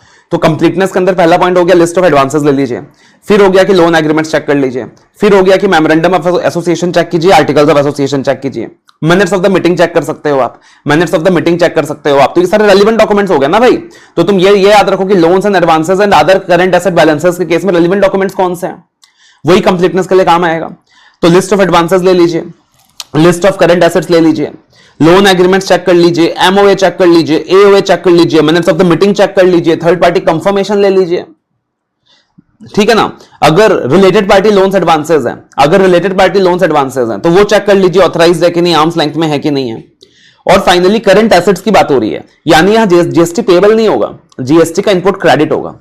तो पार्टिकुलरली अगर ट्रेड पेबल की बात करते थे तो जीएसटी की लायबिलिटी होती थी, बट यहां पे करंट एसेट्स की बात हो रही है, यानी अपने को भी तो इनपुट क्रेडिट मिलता है ना भाई परचेज वगैरह पे जीएसटी का। तो वो चेक कर लीजिए, रीजनेबलनेस टेस्ट कर लीजिए। क्या कर लीजिए, रीजनेबलनेस टेस्ट कर लीजिए एनालिटिकल प्रोसीजर्स परफॉर्म करके। और जो भी जीएसटी के रिटर्न्स वगैरह फाइल हुए हैं वो चेक कर लीजिए, जो भी जीएसटी के रिटर्न्स वगैरह फाइल हुए हैं वो चेक कर लीजिए। वहां से आपको पता चल जाएगा कि इनपुट टैक्स क्रेडिट सही है कि नहीं है। और सिमिलरली वैल्यूएशन में provision for doubtful debt check कर लीजिए, प्रोसेस चेक कर लीजिए, एजिंग एनालिसिस ले लीजिए, देख लीजिए कि जो भी राइट ऑफ वगैरह हुआ था ऑथराइज्ड है कि नहीं है, जो भी राइट बैक वगैरह हुआ था ऑथराइज्ड है कि नहीं है। और एएस 11 का पॉइंट चेक कर लीजिए, फॉरेन करेंसी, वो तो आ ही जाएगा, वो तो हमेशा आ ही जाएगा, कॉमन पॉइंट में था। So quite simple. उसके बाद audit of provisions and contingent liabilities. तो यहां भी सर प्रोविजंस की बात करें, कॉन्टिजेंट लायबिलिटीज की बात करें, तो प्रोविजंस क्या होते हैं, कॉन्टिजेंट लायबिलिटीज क्या होते हैं, एएस 29 में आप करते हो। तो अपन आते हैं अपना सीधा ऑडिट वाले डिस्कशन में। आपने को क्या चेक करना है सर, एग्जिस्टेंस, रिकॉग्निशन, वैल्यूएशन, वो सारी चीजें कॉमनली है। अब कॉमनली दे दिया सारा, तो वापस से यार मैनेजमेंट से लिस्ट ले लो, मैनेजमेंट से लिस्ट ले लो, लिस्ट ऑफ प्रोविजंस ले लो। प्रोविजन कहां से क्रिएट हो सकता है, प्रोविजन कहां से क्रिएट हो सकता है कंपनी ने कोई सिग्निफिकेंट एग्रीमेंट किया हो कस्टमर के साथ, जिसमें कस्टमर को कोई मेजर वारंटी दी हो, तो उसकी वजह से कोई प्रोविजन बन सकती है। तो आप क्या कर लीजिए, कस्टमर्स के साथ जो एग्रीमेंट्स हैं वो चेक कर लीजिए, कस्टमर्स के साथ जो एग्रीमेंट है वो चेक कर लीजिए। अगर कंपनी के खिलाफ कोई लीगल केसेस पेंडिंग है वो सारा चेक कर लीजिए। तो आप एग्रीमेंट्स एंटर कर लीजिए, चेक कर लीजिए जो कस्टमर के साथ एंटर किए गए हैं, और कंपनी के खिलाफ जो लीगल केसेस चल रहे हैं वो चेक कर लीजिए, रेलिवेंट डॉक्यूमेंट। ठीक है जी। फिर आप चेक कर लीजिए कि जो भी प्रोविजन की वर्किंग है वो प्रॉपर है कि नहीं। फिर आप चेक कर लीजिए सर जो प्रोविजन की वर्किंग है वो प्रॉपर है कि नहीं है, बिकॉज प्रोविजंस में अनसर्टेनिटी इन्वॉल्व होती है। अब क्योंकि अपन इस एरिया में एक्सपर्ट नहीं है, तो एक्सपर्ट का रिपोर्ट ले लीजिए। क्योंकि अपन इस एरिया में एक्सपर्ट नहीं है तो एक्सपर्ट का रिपोर्ट ले लीजिए। और याद करो ऐसे 500 जो मैनेजमेंट एक्सपर्ट की बात करता था कि पार्टिकुलरली क्या करिए सर, मैनेजमेंट एक्सपर्ट का काम अगर यूज करना है तो ऐसे 500 का कंप्लायंस कर लीजिए। और ऐसे 500 में अपन ने वो पूरी लिस्ट पढ़ी थी कि अपने को देखना होता है कि एक्सपर्ट कॉम्पिटेंट है कि नहीं, कैपेबल है कि नहीं, अंडरस्टैंडिंग ऑफ एक्सपर्ट वर्क लेनी होती है, वो सारा कुछ कर लीजिए। तो इंश्योर कर लीजिए कंप्लायंस ऑफ ऐसे 500 if work of expert is used. तो सबसे पहले अपने को एक्सपर्ट का सीसीओ चेक करना है, सीसीओ इवैल्यूएट करना है, कॉम्पिटेंस, कैपेबिलिटी, ऑब्जेक्टिविटी। ठीक है जी। फिर अपने को एक्सपर्ट के वर्क की अंडरस्टैंडिंग लेनी है। फिर अपने को देखना है कि एक्सपर्ट का जो काम है अपने लिए अप्रोप्रिएट है कि नहीं, अपने लिए रेलिवेंट है कि नहीं। तो सबसे पहले क्या करोगे, evaluate the CCO of expert. CCO कैसे इवैल्यूएट करोगे, आप देख लीजिए कि जो एक्सपर्ट है वो एंटिटी का एम्प्लॉय है या थर्ड पार्टी है। अगर एंटिटी का एम्प्लॉय है तो कहीं ना कहीं सीसीओ कम रहेगा, लेकिन थर्ड पार्टी है तो सिस्को ज्यादा रहेगा। आप देख लीजिए एक्सपर्ट इंडिपेंडेंट है कि नहीं, आप देख लीजिए कि ऑडिटर को एक्सपर्ट के वर्क का प्रीवियस एक्सपीरियंस है कि नहीं, कि भाई एज ए ऑडिटर मैंने पहले एक्सपर्ट का काम यूज किया है कि नहीं। अगर मैंने पहले वर्क यूज किया तो मुझे ज्यादा पता रहेगा ना यार वो कॉम्पिटेंट है कि नहीं, कैपेबल है कि नहीं, और उसकी क्वालिफिकेशन वगैरह चेक कर लीजिए। ठीक है जी। फिर अंडरस्टैंडिंग ऑफ वर्क लीजिए कि एक्सपर्ट का वर्क की अंडरस्टैंडिंग ले लीजिए, जो भी उसने अजम्पशंस यूज करे हैं, मेथड्स यूज करे हैं, ये सारा चेक कर लीजिए। फिर देख लीजिए उसका वर्क अपने लिए अप्रोप्रिएट है कि नहीं, रेलिवेंट है कि नहीं, कंप्लीट है कि नहीं, एक्यूरेट है कि नहीं, एक्सपर्ट का काम रिजनेबल है कि नहीं। फिर और एडिशनली बोला कि आप WR ले सकते हो मैनेजमेंट से प्रोविजंस के बारे में। और फाइनली जब प्रोविजंस की बात आती है तो AS29 की बात आती है, तो ensure the compliance of AS29, ensure the compliance of AS29। तो ये क्या हो गया सर, सारे प्रोविजंस वाले पॉइंट्स हो गए। और आप देखोगे अपने बैलेंस शीट वाले जो पॉइंट्स हैं वो भी सारे यहां पे कंप्लीट होते हैं। ठीक है ना। सो अब इनकम स्टेटमेंट्स का पार्ट अपन स्टार्ट कर रहे हैं। तो देखना सबसे पहले अगर हम बात करें तो सेल्स, तो सबसे पहले ना सेल्स का प्रोसेस समझो कि सेल्स का प्रोसेस क्या रहता है, उसके बाद पॉइंट्स अपने आप दिमाग में आएंगे। ठीक है। तो अगर प्रोसेस की बात करें तो भाई क्या होगा, कंपनी जब माल बेचेगा तो कंपनी इनवॉइस इश्यू करेगा। कंपनी क्या करेगा सर, इनवॉइस इश्यू करेगा। अब जब कंपनी इनवॉइस इश्यू करेगा it should be serially numbered and it should not be issued twice. ठीक है भाई। उसके बाद गुड्स डिस्पैच होंगे, जब गुड्स डिस्पैच होंगे तो shipping documents will be available. उसके बाद पेमेंट रिसीव होंगी, या तो पेमेंट रिसीव होंगी और अगर क्रेडिट में बेचा हमने माल तो सामने डाटा क्लियर हो जाएगा। There is also possibility of sales return की भी पॉसिबिलिटी है। सब चीजों की जर्नल एंट्री पास होगी और साथ ही साथ सेल्स की वजह से सर एक जीएसटी लायबिलिटी क्रिएट हो जाएगा। सेल्स की वजह से क्या हो जाएगा, जीएसटी लायबिलिटी क्रिएट हो जाएगा। सो आई बिलीव ये जो प्रोसेस है बहुत सिंपल है, आराम से दिमाग में चला गया होगा। ठीक है। तो अब देखना पार्टिकुलरली सेल्स के अंदर अपन क्या चेक करेंगे। सबसे पहले सेल्स के अकरेंस को चेक करना है अपने को सर, बिकॉज इनकम स्टेटमेंट्स की बात हो रही है तो एग्जिस्टेंस तो होगा नहीं, यहां पे क्या आएगा, ऑकरेंस आएगा। ठीक है। तो सबसे पहले अपने को सेल्स के ऑकरेंस को चेक करना है। तो ऑकरेंस में क्या चेक करना है सर कि रेवेन्यू ओवर स्टेटेड तो नहीं है। तो ओवर स्टेटमेंट अपने को कैसे चेक करना है यहां पे, तो भाई सोचो सेल्स को कैसे ओवरस्टेट किया जा सकता है, मैनेजमेंट कैसे सेल्स को ओवरस्टेट कर सकती है सर। एक ही सेल्स इनवॉइस को 2 बार इश्यू कर दिया, ट्वाइस इश्यू कर दिया, तो अपने को क्या चेक करना है सर, एक इनवॉइस 2 बार इश्यू तो नहीं कर दिया। फिर वापस से वही अपना वो वाला पॉइंट डाटा वाला, क्रेडिटर वाला की कुछ इनवॉइसेस को ले लेंगे, सैंपल बेसिस में मैच करके देख लेंगे। ऑकरेंस को वेरीफाई करने के लिए भी अपन एक्सटर्नल कंफर्मेशन ले सकते हैं। तो यानी कि जो सेल्स हुई है तो कुछ कस्टमर से अपन कंफर्मेशन ले सकते हैं to check the genuineness of sales transaction. अपन देख सकते हैं कि फिक्चर्स कस्टमर्स को तो रिकॉर्ड नहीं किया गया because there is a possibility कि साहब मैनेजमेंट क्या कर रही है, सेल्स को ओवरस्टेट कर रही है बाय रिकॉर्डिंग फिक्चर सेल्स। ठीक है। फिर और क्या देख सकते हो आप, ऐसा भी हो सकता है कि देखो एंटिटी ने क्या कर दिया, ये दिखा दिया कि हमने कस्टमर को गुड्स डिस्पैच कर दिया to record the sales and without taking the consent of the customer. तो आप ये देख लीजिए कि ईयर एंड में कहीं गुड्स की शिपमेंट तो नहीं हुई है without taking the consent of the customer. आप वो चीजें चेक कर लीजिए। ठीक है। फिर आप देख लीजिए कोई भी सब्सटेंशियल अनसर्टेनिटी नहीं है कलेक्शन के बारे में, क्योंकि अगर मान लीजिए कंपनी ने सेल्स किया है, बैड डेट का रिस्क है, there is uncertainty about collectibility, but company ने फिर भी पूरा सेल्स रिकॉर्ड करके रखा है, मतलब वो ओवरस्टेटेड है। आप देख लीजिए कोई अनअर्न्ड रेवेन्यू कंपनी रिकॉर्ड तो नहीं कर रही। तो ये सारे पॉइंट्स हैं। उसके अलावा आप क्या देखोगे सर, पार्टिकुलरली ऑकरेंस चेक करने के लिए आप सेल्स इनवॉइस की सीक्वेंसिंग चेक कर लीजिए, आप जर्नल एंट्रीज चेक कर लीजिए जो भी अनयूजुअल ट्रांजैक्शंस वगैरह पास हुए हैं, आप एनालिटिकल प्रोसीजर्स परफॉर्म कर लीजिए। इनकम स्टेटमेंट की बात हो रही है, मतलब ऑकरेंस चेक करने के लिए, कंप्लीटनेस चेक करने के लिए एनालिटिकल प्रोसीजर्स का पॉइंट जरूर आएगा। तो आप एनालिटिकल प्रोसीजर्स परफॉर्म कीजिए, यानी आप रेशियो निकाल लीजिए, सेल्स रिटर्न टू सेल्स का रेशियो निकाल लीजिए और पिछले साल से कंपेयर कीजिए और इंक्रीज या डिक्रीज का रीजन पता कीजिए। सिमिलरली जो सेल्स रिटर्न है उसे आप कोरिलेट कीजिए विद बाकी other areas, with the sales invoice, challan, credit note, stock register. उसके बाद आप कैसे कंप्लीटनेस चेक कर सकते हो, तो कंप्लीटनेस चेक करने के लिए सर सेल्स, स्टेटस, परचेज, याद है ना, इन्वेंट्री, वो 5 चीजें क्या करना है, पहले कट ऑफ प्रोसीजर्स परफॉर्म करना है। तो सबसे पहले कट ऑफ प्रोसीजर्स परफॉर्म करो टू एंश्योर कि revenue is recognised in the current accounting period and the sales are not tampered with at the end of the year. जब आप cut off procedures perform करोगे तो आपको cut off errors का पता चलेगा। तो आप देख लेना कट ऑफ एरर्स तो राइज नहीं हो रहा, मतलब पार्टिकुलरली रेवेन्यू गलत डेट में तो रिकॉग्नाइज नहीं हो रही, इनवॉइस इश्यू वाले डेट में तो रिकॉग्नाइज नहीं हो रही। फिर आप क्या कर लीजिए सर, सबसे कंप्लीटनेस चेक करने के लिए वो सब्सिक्वेंट टेस्टिंग का पॉइंट चेक कर लीजिए कि जो अकाउंटिंग पीरियड है, ऑडिट पीरियड है, उसके बाद आप चेक कर लीजिए कोई क्रेडिट नोट वगैरह इश्यू तो नहीं हुआ, तो वो वाला पॉइंट आ जाएगा। ठीक है ना। आप पार्टिकुलरली शिपिंग डॉक्यूमेंट से सेल्स जर्नल को मैच कर लीजिए और साथ ही साथ कंप्लीटनेस चेक करने के बाद क्या चेक करोगे, सेल्स में क्या बनती है, जीएसटी लायबिलिटी, तो जीएसटी टैक्स चेक कर लीजिए, आप जीएसटी टैक्स रिव्यू कर लीजिए, जीएसटी रिटर्न्स चेक कर लीजिए, रिजनेबिलिटी टैक्स लगा लीजिए, बिकॉज ऑफ सेल्स से जीएसटी को कोरिलेट कर सकते हो, you can find out the GST figure from the sales. और फिर पार्टिकुलरली सेल्स का मेजरमेंट चेक करने के लिए क्या करोगे, तो यहां पे 3 पॉइंट्स है, यहां पे 3 पॉइंट्स है, यूनिक पॉइंट्स है कि आप सेल्स का मेजरमेंट चेक करने के लिए क्या करोगे। एक पता अपना कौन सा पॉइंट है, वो रिलेटेड पार्टी वाला, जो रिलेटेड पार्टी वाला पॉइंट है ना ऑलरेडी 2 बार आ चुका है, तो एक पॉइंट अपना रिलेटेड पार्टी वाला है कि अगर आपने सेल्स रिलेटेड पार्टी को किया तो आप रेट ऑफ सेल्स देख लीजिएगा, अगर सेल्स रिलेटेड पार्टी को किया तो आप रेट ऑफ सेल्स देख लीजिएगा, कलेक्टेबल है कि नहीं, ट्रांजैक्शन ऑथराइज्ड है कि नहीं, आर्म्स लेंथ प्राइस के हिसाब से है कि नहीं। उसके अलावा 2 चीजें और है कि आप फ्यू ट्रांजैक्शंस को ट्रेस कीजिए फ्रॉम इंसेप्शन टू कंप्लीशन, आप फ्यू ट्रांजैक्शंस को ट्रेस कीजिए फ्रॉम इंसेप्शन टू कंप्लीशन, तो कुछ सेल्स ट्रांजैक्शन सैंपल बेसिस में उठाइए, पूरा चेक कीजिए और क्लाइंट किस तरीके से सेल्स को रिकॉर्ड कर रहा है, क्लाइंट के ऑपरेशंस को अंडरस्टैंड कीजिए, क्लाइंट के जनरली एक्सेप्टेड अकाउंटिंग प्रिंसिपल्स को अंडरस्टैंड कीजिए सर कि क्लाइंट किस प्रकार से सेल्स को रिकॉर्ड कर रहा है, ठीक है। और उसके बाद सेल्स के बाद अगर हम बात करें तो परचेज में आ जाइए, परचेज क्या होगा, फ्री गिफ्ट रहेगा सेल्स के बाद। पहले परचेज का भी प्रोसीजर समझिए कि परचेज का प्रोसीजर क्या रहेगा, तो सोचो अगर कंपनी परचेज कर रही है तो सबसे पहले ना परचेज रिक्विजिशन आएगा, there must be the purchase requisition from the store manager.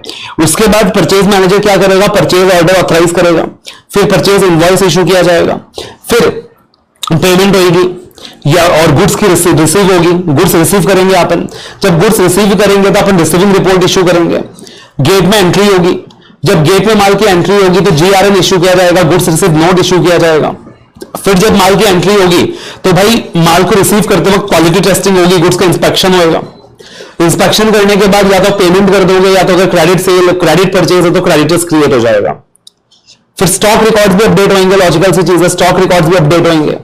और यहां पे आपने परचेज किया तो आपने जीएसटी पे कर रखी है तो आप आईटीसी क्रेडिट अवेल करोगे, आप क्या करोगे, आईटीसी क्रेडिट अवेल करोगे। So just try to understand this process in a logical flow कि what is going to happen, ठीक है ना। तो परचेज की वजह से क्या होगा सर, परचेज रिक्विजिशन, फिर purchase order, purchase invoice, receipt of goods, receiving report, gate entry, issue of GRN, quality testing, oblique inspection of goods, make payments of creditors, stock records will be updated and availing ITC credit. अब अपने को क्या check करना है sir, सबसे पहले purchase understated तो नहीं है, ओवरस्टेटेड तो नहीं है, अपने को ऑकरेंस चेक करने का है। उसके लिए आप चेक करोगे परचेज अंडरस्टेटेड तो नहीं है, ओवरस्टेटेड तो नहीं है। जैसे वहां फिक्चर्स सेल्स की चेकिंग करते थे, यहाँ फिक्चर्स परचेज की चेकिंग कर लीजिए, फिक्चर्स वेंडर्स की चेकिंग कर लीजिए।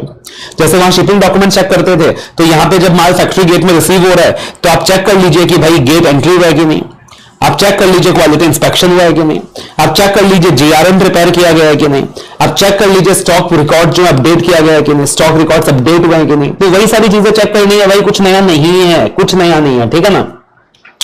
तो ये सारी चीज अपने को क्या कर लेनी है, चेक कर लेनी है कि कुछ भी फिक्चर्स पर वाइंडर्स तो रिकॉर्ड नहीं हुए, पार्टिकुलरली माल जब एंट्री हुआ तो पार्टिकुलरली एंट्री गेट में रजिस्टर हुआ कि नहीं हुआ, क्वालिटी इंस्पेक्शन हुआ कि नहीं, जीआरएम प्रिपेयर किया गया कि नहीं, परचेज इनवॉइस अप्रूव था कि नहीं था, और स्टॉक रिकॉर्ड्स अपडेट किया गया कि नहीं। कुछ स्पेशल कंसिडरेशंस होंगे जब आप परचेज को ऑडिट करोगे जिसका आपको ध्यान रखना है। सबसे पहले आप देख लेना कि परचेज इनवॉइस ओरिजिनल होनी चाहिए, फोटो स्टेट नहीं होनी चाहिए, कार्बन कॉपी नहीं होनी चाहिए, बिकॉज आपन ने पढ़ा है कि ऐसे 500 में original documents are more reliable than photocopies. फिर ये देख लीजिए परचेज इनवॉइस एक ही बार बुक हुई हो, ये देख लीजिएगा परचेज इनवॉइस एंटिटी के नाम पे है ना, और ये देख लीजिएगा आईटीसी का जो कंपोनेंट है वो क्लियरली मेंशन है ना, बिकॉज उसके बेसिस में आप जीएसटी क्रेडिट लोगे। जीएसटी क्रेडिट सही लिया है कि नहीं उसके बाद चेक कर लीजिए जीएसटी के जो भी रिटर्न्स हैं उसको सही तरीके से फाइल किया गया है कि नहीं किया गया है। उसके बाद आप चेक कर लीजिए कि अगर परचेजेस रिलेटेड पार्टी से किए गए हैं, परचेजेस अगर रिलेटेड पार्टी से किए गए हैं तो बीओडी का अप्रूवल लिया गया था क्या, बीओडी का अप्रूवल लिया गया था क्या, और एनालिटिकल प्रोसीजर्स परफॉर्म करके देख लीजिए। जर्नल एंट्रीज चेक कर लीजिए फॉर अनयूजुअल ट्रांजैक्शन, सेल्स में भी था, ठीक है ना। और ये चेक कर लीजिए कि परचेज का जो क्लासिफिकेशन है प्रॉपर है कि नहीं है, मतलब whether the purchase should be classified और the purchase should have been shown in PNL statement of PNL, तो क्लासिफिकेशन सही तरीके से हुआ है कि नहीं हुआ। फिर परचेज के को लेकर कंप्लीटनेस एंड मेजरमेंट में क्या क्या चेक करोगे सर, कंप्लीटनेस मेजरमेंट के पॉइंट्स एक साथ दे दिए, तो कंप्लीटनेस आती पहला पॉइंट आना चाहिए दिमाग में कट ऑफ प्रोसीजर्स, एक पॉइंट आना चाहिए एनालिटिकल प्रोसीजर्स, 2 पॉइंट तो वही होगा सर। तो पहले आप कट ऑफ टेस्ट परफॉर्म कीजिए, फिर आप क्या कीजिए सर अकाउंटिंग ट्रीटमेंट देख लीजिए, करेक्ट अकाउंटिंग ट्रीटमेंट हुआ है कि नहीं हुआ, यानी कि पार्टिकुलरली परचेज को उसी वक्त रिकॉर्ड किया गया है ना जब एक्चुअल में रिस्क एंड रिवार्ड ट्रांसफर हुआ।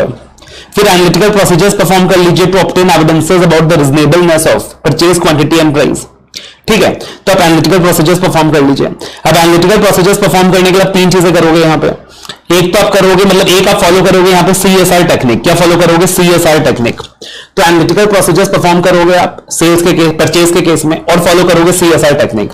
CSR टेक्निक मतलब कंजम्पशन एनालिसिस करोगे, स्टॉक कॉम्पोजिशन एनालिसिस करोगे और रेशियो एनालिसिस करोगे। तो कंजम्पशन एनालिसिस में क्या करोगे? आप स्क्रूटनाइज करोगे कितने रॉ मटेरियल कंज्यूम किए गए हैं, पिछले साल से कंपेयर करोगे, मैनेजमेंट से डिफरेंस का रीजन पूछोगे। फिर आप करोगे स्टॉक कॉम्पोजिशन एनालिसिस। तो पार्टिकुलरली आप क्या करोगे? आप जो भी स्टॉक के कंपोजिशन की रिपोर्ट से मैनेजमेंट से ऑब्टेन करोगे और देखोगे टोटल स्टॉक में से रॉ मटेरियल का परसेंटेज कितनी है और पिछले साल कितनी थी, कंपेयर करके देखोगे। फिर से वेरिएशन है तो रीजन पूछोगे। और फाइनली आप करोगे रेशियो एनालिसिस। करंट ईयर का आप क्रेडिटर टर्नओवर रेशियो और स्टॉक टर्नओवर रेशियो निकाल लोगे और पिछले साल से कंपेयर करोगे। तो करंट ईयर का creditor turnover ratio, stock turnover ratio निकाल लोगे, पिछले साल से कंपेयर करोगे। बहुत सिंपल है। उसके बाद अगर हम बात करें तो अपना आ गया other income, comprising of interest income, dividend income, gain oblique loss on sale of investment. तो इसके अंदर साहब अपने को मेजरली जो ध्यान रखना है दैट इज अदर इनकम के अंदर। तो अदर इनकम की बात करें ना, तो अदर इनकम मतलब कौन सा इनकम होता है? वो इनकम जो कि कोर इनकम नहीं है बिजनेस का, नॉट कोर इनकम। अब यहां पे सर एफडी का इनकम हो सकता है, डिविडेंड का इनकम हो सकता है, म्यूचुअल फंड का इनकम हो सकता है। अगर एफडी का इनकम होएगा तो इंटरेस्ट कैसे कैलकुलेट होगा? आपको पता है, outstanding amount multiply by interest multiply by period. तो कैलकुलेट करके देख लीजिए एफडी का जो इंटरेस्ट का कैलकुलेशन है सही है कि नहीं है। डिविडेंड की बात करें तो डिविडेंड कंपनी तभी रिकॉग्नाइज करती है अगर 3 कंडीशंस फुलफिल की जाए।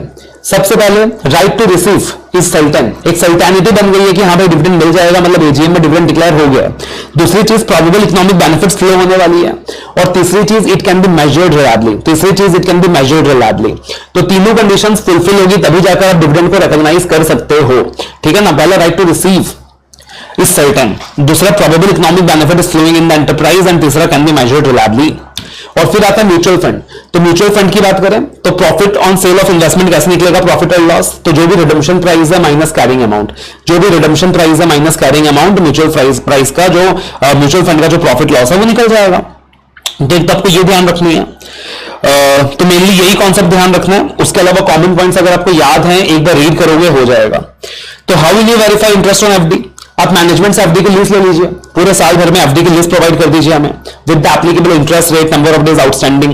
कैलकुलेट करके देख लीजिए इंटरेस्ट का कैलकुलेशन सही है कि नहीं, कंफर्मेशन लेके देख लीजिए।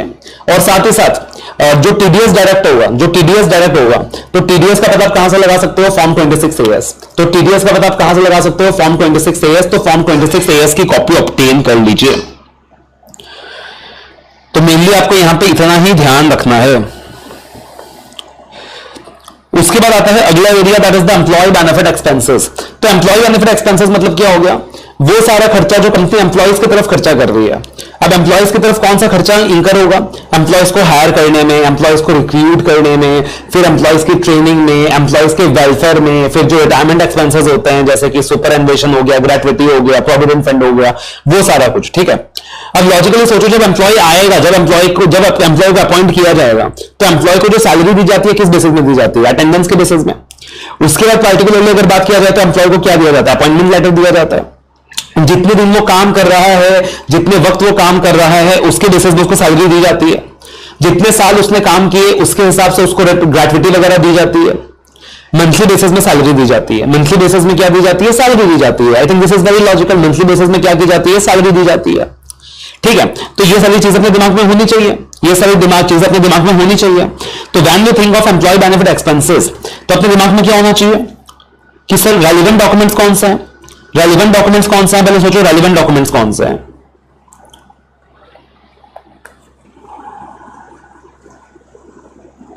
तो देखना यहां पे अगर अपन रेलिवेंट डॉक्यूमेंट्स की बात करें कि सर रेलिवेंट डॉक्यूमेंट्स कौन से हैं, तो रेलिवेंट डॉक्यूमेंट्स में ना एक तो आता है अपॉइंटमेंट लेटर। कौन सा आता है सर? Appointment letter. दूसरा आ जाता है आपका पार्टिकुलरली एक मंथली मूवमेंट रजिस्टर होता है। अब मंथली मूवमेंट रजिस्टर में क्या इंफॉर्मेशन पता चल जाता है कि कितने नए एम्प्लॉयज ने ज्वाइन किया, कितने छोड़ के गए और कितने बचे हैं। फिर एक सैलरी रजिस्टर होता है जहां पे मंथली सैलरी की रिकॉर्ड होती है। सो ये सारे क्या सर रेलिवेंट डॉक्यूमेंट्स हैं। अब यहां पे सबसे बड़ा रिस्क है, आप सोचो सबसे बड़ा रिस्क है एम्प्लॉय बेनिफिट एक्सपेंसेस में कि हो सकता है कि कंपनी फिक्चर्स एम्प्लॉयज दिखा रही हो सकता है कि कंपनी फिक्चर्स एम्प्लॉयज दिखा रही हो, डमी एम्प्लॉयज दिखा रही हो। प्रैक्टिकल वर्ड में उसको अपन घोस्ट वर्कर्स भी बोलते हैं कि हो सकता है कंपनी घोस्ट वर्कर्स दिखा रही हो। तो अपन इस रिस्क को आइडेंटिफाई कैसे कर सकते हैं सर? तो पार्टिकुलरली आप उस रिस्क को आइडेंटिफाई कर पाओगे बाय परफॉर्मिंग एनालिटिकल प्रोसीजर्स। याद है ना, एनालिटिकल प्रोसीजर्स के स्टैंडर्ड में आपने डिस्कस भी किया था कि आप आराम से कोरिलेट कर सकते हो कितने एम्प्लॉइज हैं, कितना पेरोल कॉस्ट होना चाहिए था, अकॉर्डिंगली कितनी प्रोडक्शन होनी चाहिए थी, अकॉर्डिंगली आराम से कोरिलेट करके आप चेक कर सकते हो, एक रीजनेबलनेस का अंदाजा लगा सकते हो कि एम्प्लॉइज कितने हैं, उस हिसाब से प्रोडक्शन कितनी होनी चाहिए थी, और उस हिसाब से आइडिया लगा सकते हो कि फिक्चर्स एम्प्लॉइज तो कहीं नहीं दिखा रखा। तो एकदम लॉजिकल सी चीज है। आप एज ए ऑडिटर कैसे वेरीफाई करोगे एम्प्लॉय एक्सपेंडिचर के अंदर, एक्सपेंडिचर के ऑकरेंस को, अंडर स्टेटमेंट तो नहीं है, ओवर स्टेटमेंट तो नहीं है, प्रॉपर्ली मेजर किया गया है कि नहीं। तो कॉमन पॉइंट्स दिए हुए हैं। सबसे पहले अंडरस्टैंडिंग ले लीजिए of entity process of capturing employee attendance. फिर आप क्या कर लीजिए, लिस्ट ऑफ एम्प्लॉयज ऑब्टेन कर लीजिए। लिस्ट ऑफ एम्प्लॉयज, कैसे लिस्ट ऑफ एम्प्लॉयज का पता लगाएंगे, मंथली मूवमेंट फ्लीट रजिस्टर ले लीजिए, आपको पता चल जाएगा न्यू एम्प्लॉयज कितने हायर हुए हैं, कितने छोड़ के गए हैं, कितने एम्प्लॉयज बचे हुए हैं। जिन एम्प्लॉयज की न्यू हायरिंग हुई है चेक कर लीजिए उनका अपॉइंटमेंट लेटर दिया गया है कि नहीं, और जो भी उनका पार्टिकुलरली एम्प्लॉय एग्रीमेंट है उस हिसाब से पार्टिकुलरली जो भी अपॉइंटमेंट लेटर है उस हिसाब से सैलरी प्रोसेस हुआ है कि नहीं। जो एम्प्लॉयज रिजाइन करके गए हैं देख लीजिए ग्रेचुइटी वगैरह का कंप्यूटेशन सही तरीके से हुआ है कि नहीं, कंफर्मेशन ले लीजिए। सैलरी रजिस्टर चेक कर लीजिए 12 महीने का, मंथली पेरोल कॉस्ट का अंदाजा लगा लीजिए। पर एम्प्लॉय कितना सैलरी बनता है, कितना एवरेज सैलरी बनता है पर मंथ, आप कंपेयर कर सकते, अंदाजा लगा सकते हो कि per employee average salary per month कितनी सैलरी बनती है, पिछले साल से कंपेयर करके देख सकते हो। फिर देख लीजिए कि जो भी एम्प्लॉय बेनिफिट एक्सपेंसेस हैं, बोनस, ग्रेचुइटी वगैरह सही तरीके से कंप्यूट हुआ है कि नहीं। फिर जो भी पीएफ वगैरह पेएबल है, ईएसआई वगैरह पेएबल है, उसके लिए एनालिटिकल प्रोसीजर्स परफॉर्म कर लीजिए ना, रीजनेबलनेस टेस्टिंग परफॉर्म करके देख लीजिए। आपको पता है कि भाई एम्प्लॉय की सैलरी कितनी है, बेसिक वेजेस कितनी है, पीएफ का रेट क्या है, तो आप अंदाजा लगा सकते हो कि कितना बनना चाहिए। आप एनालिटिकल प्रोसीजर्स परफॉर्म कर लीजिए। पर एम्प्लॉय कितना प्रोडक्शन आप एनालाइज करके देख लीजिए, रीजनेबलनेस टेस्ट परफॉर्म कर लीजिए। पर एम्प्लॉय कितना माल प्रोड्यूस हो रहा है आप कंपेयर करके देख लीजिए पिछले साल से, कुछ डिफरेंस है बहुत ज्यादा तो मैनेजमेंट से पूछ लीजिए। तो ये सारा क्या हो गया, एम्प्लॉय बेनिफिट एक्सपेंसेस। उसके बाद अगला आइटम आता है सर डेप्रिसिएशन एमोर्टाइजेशन।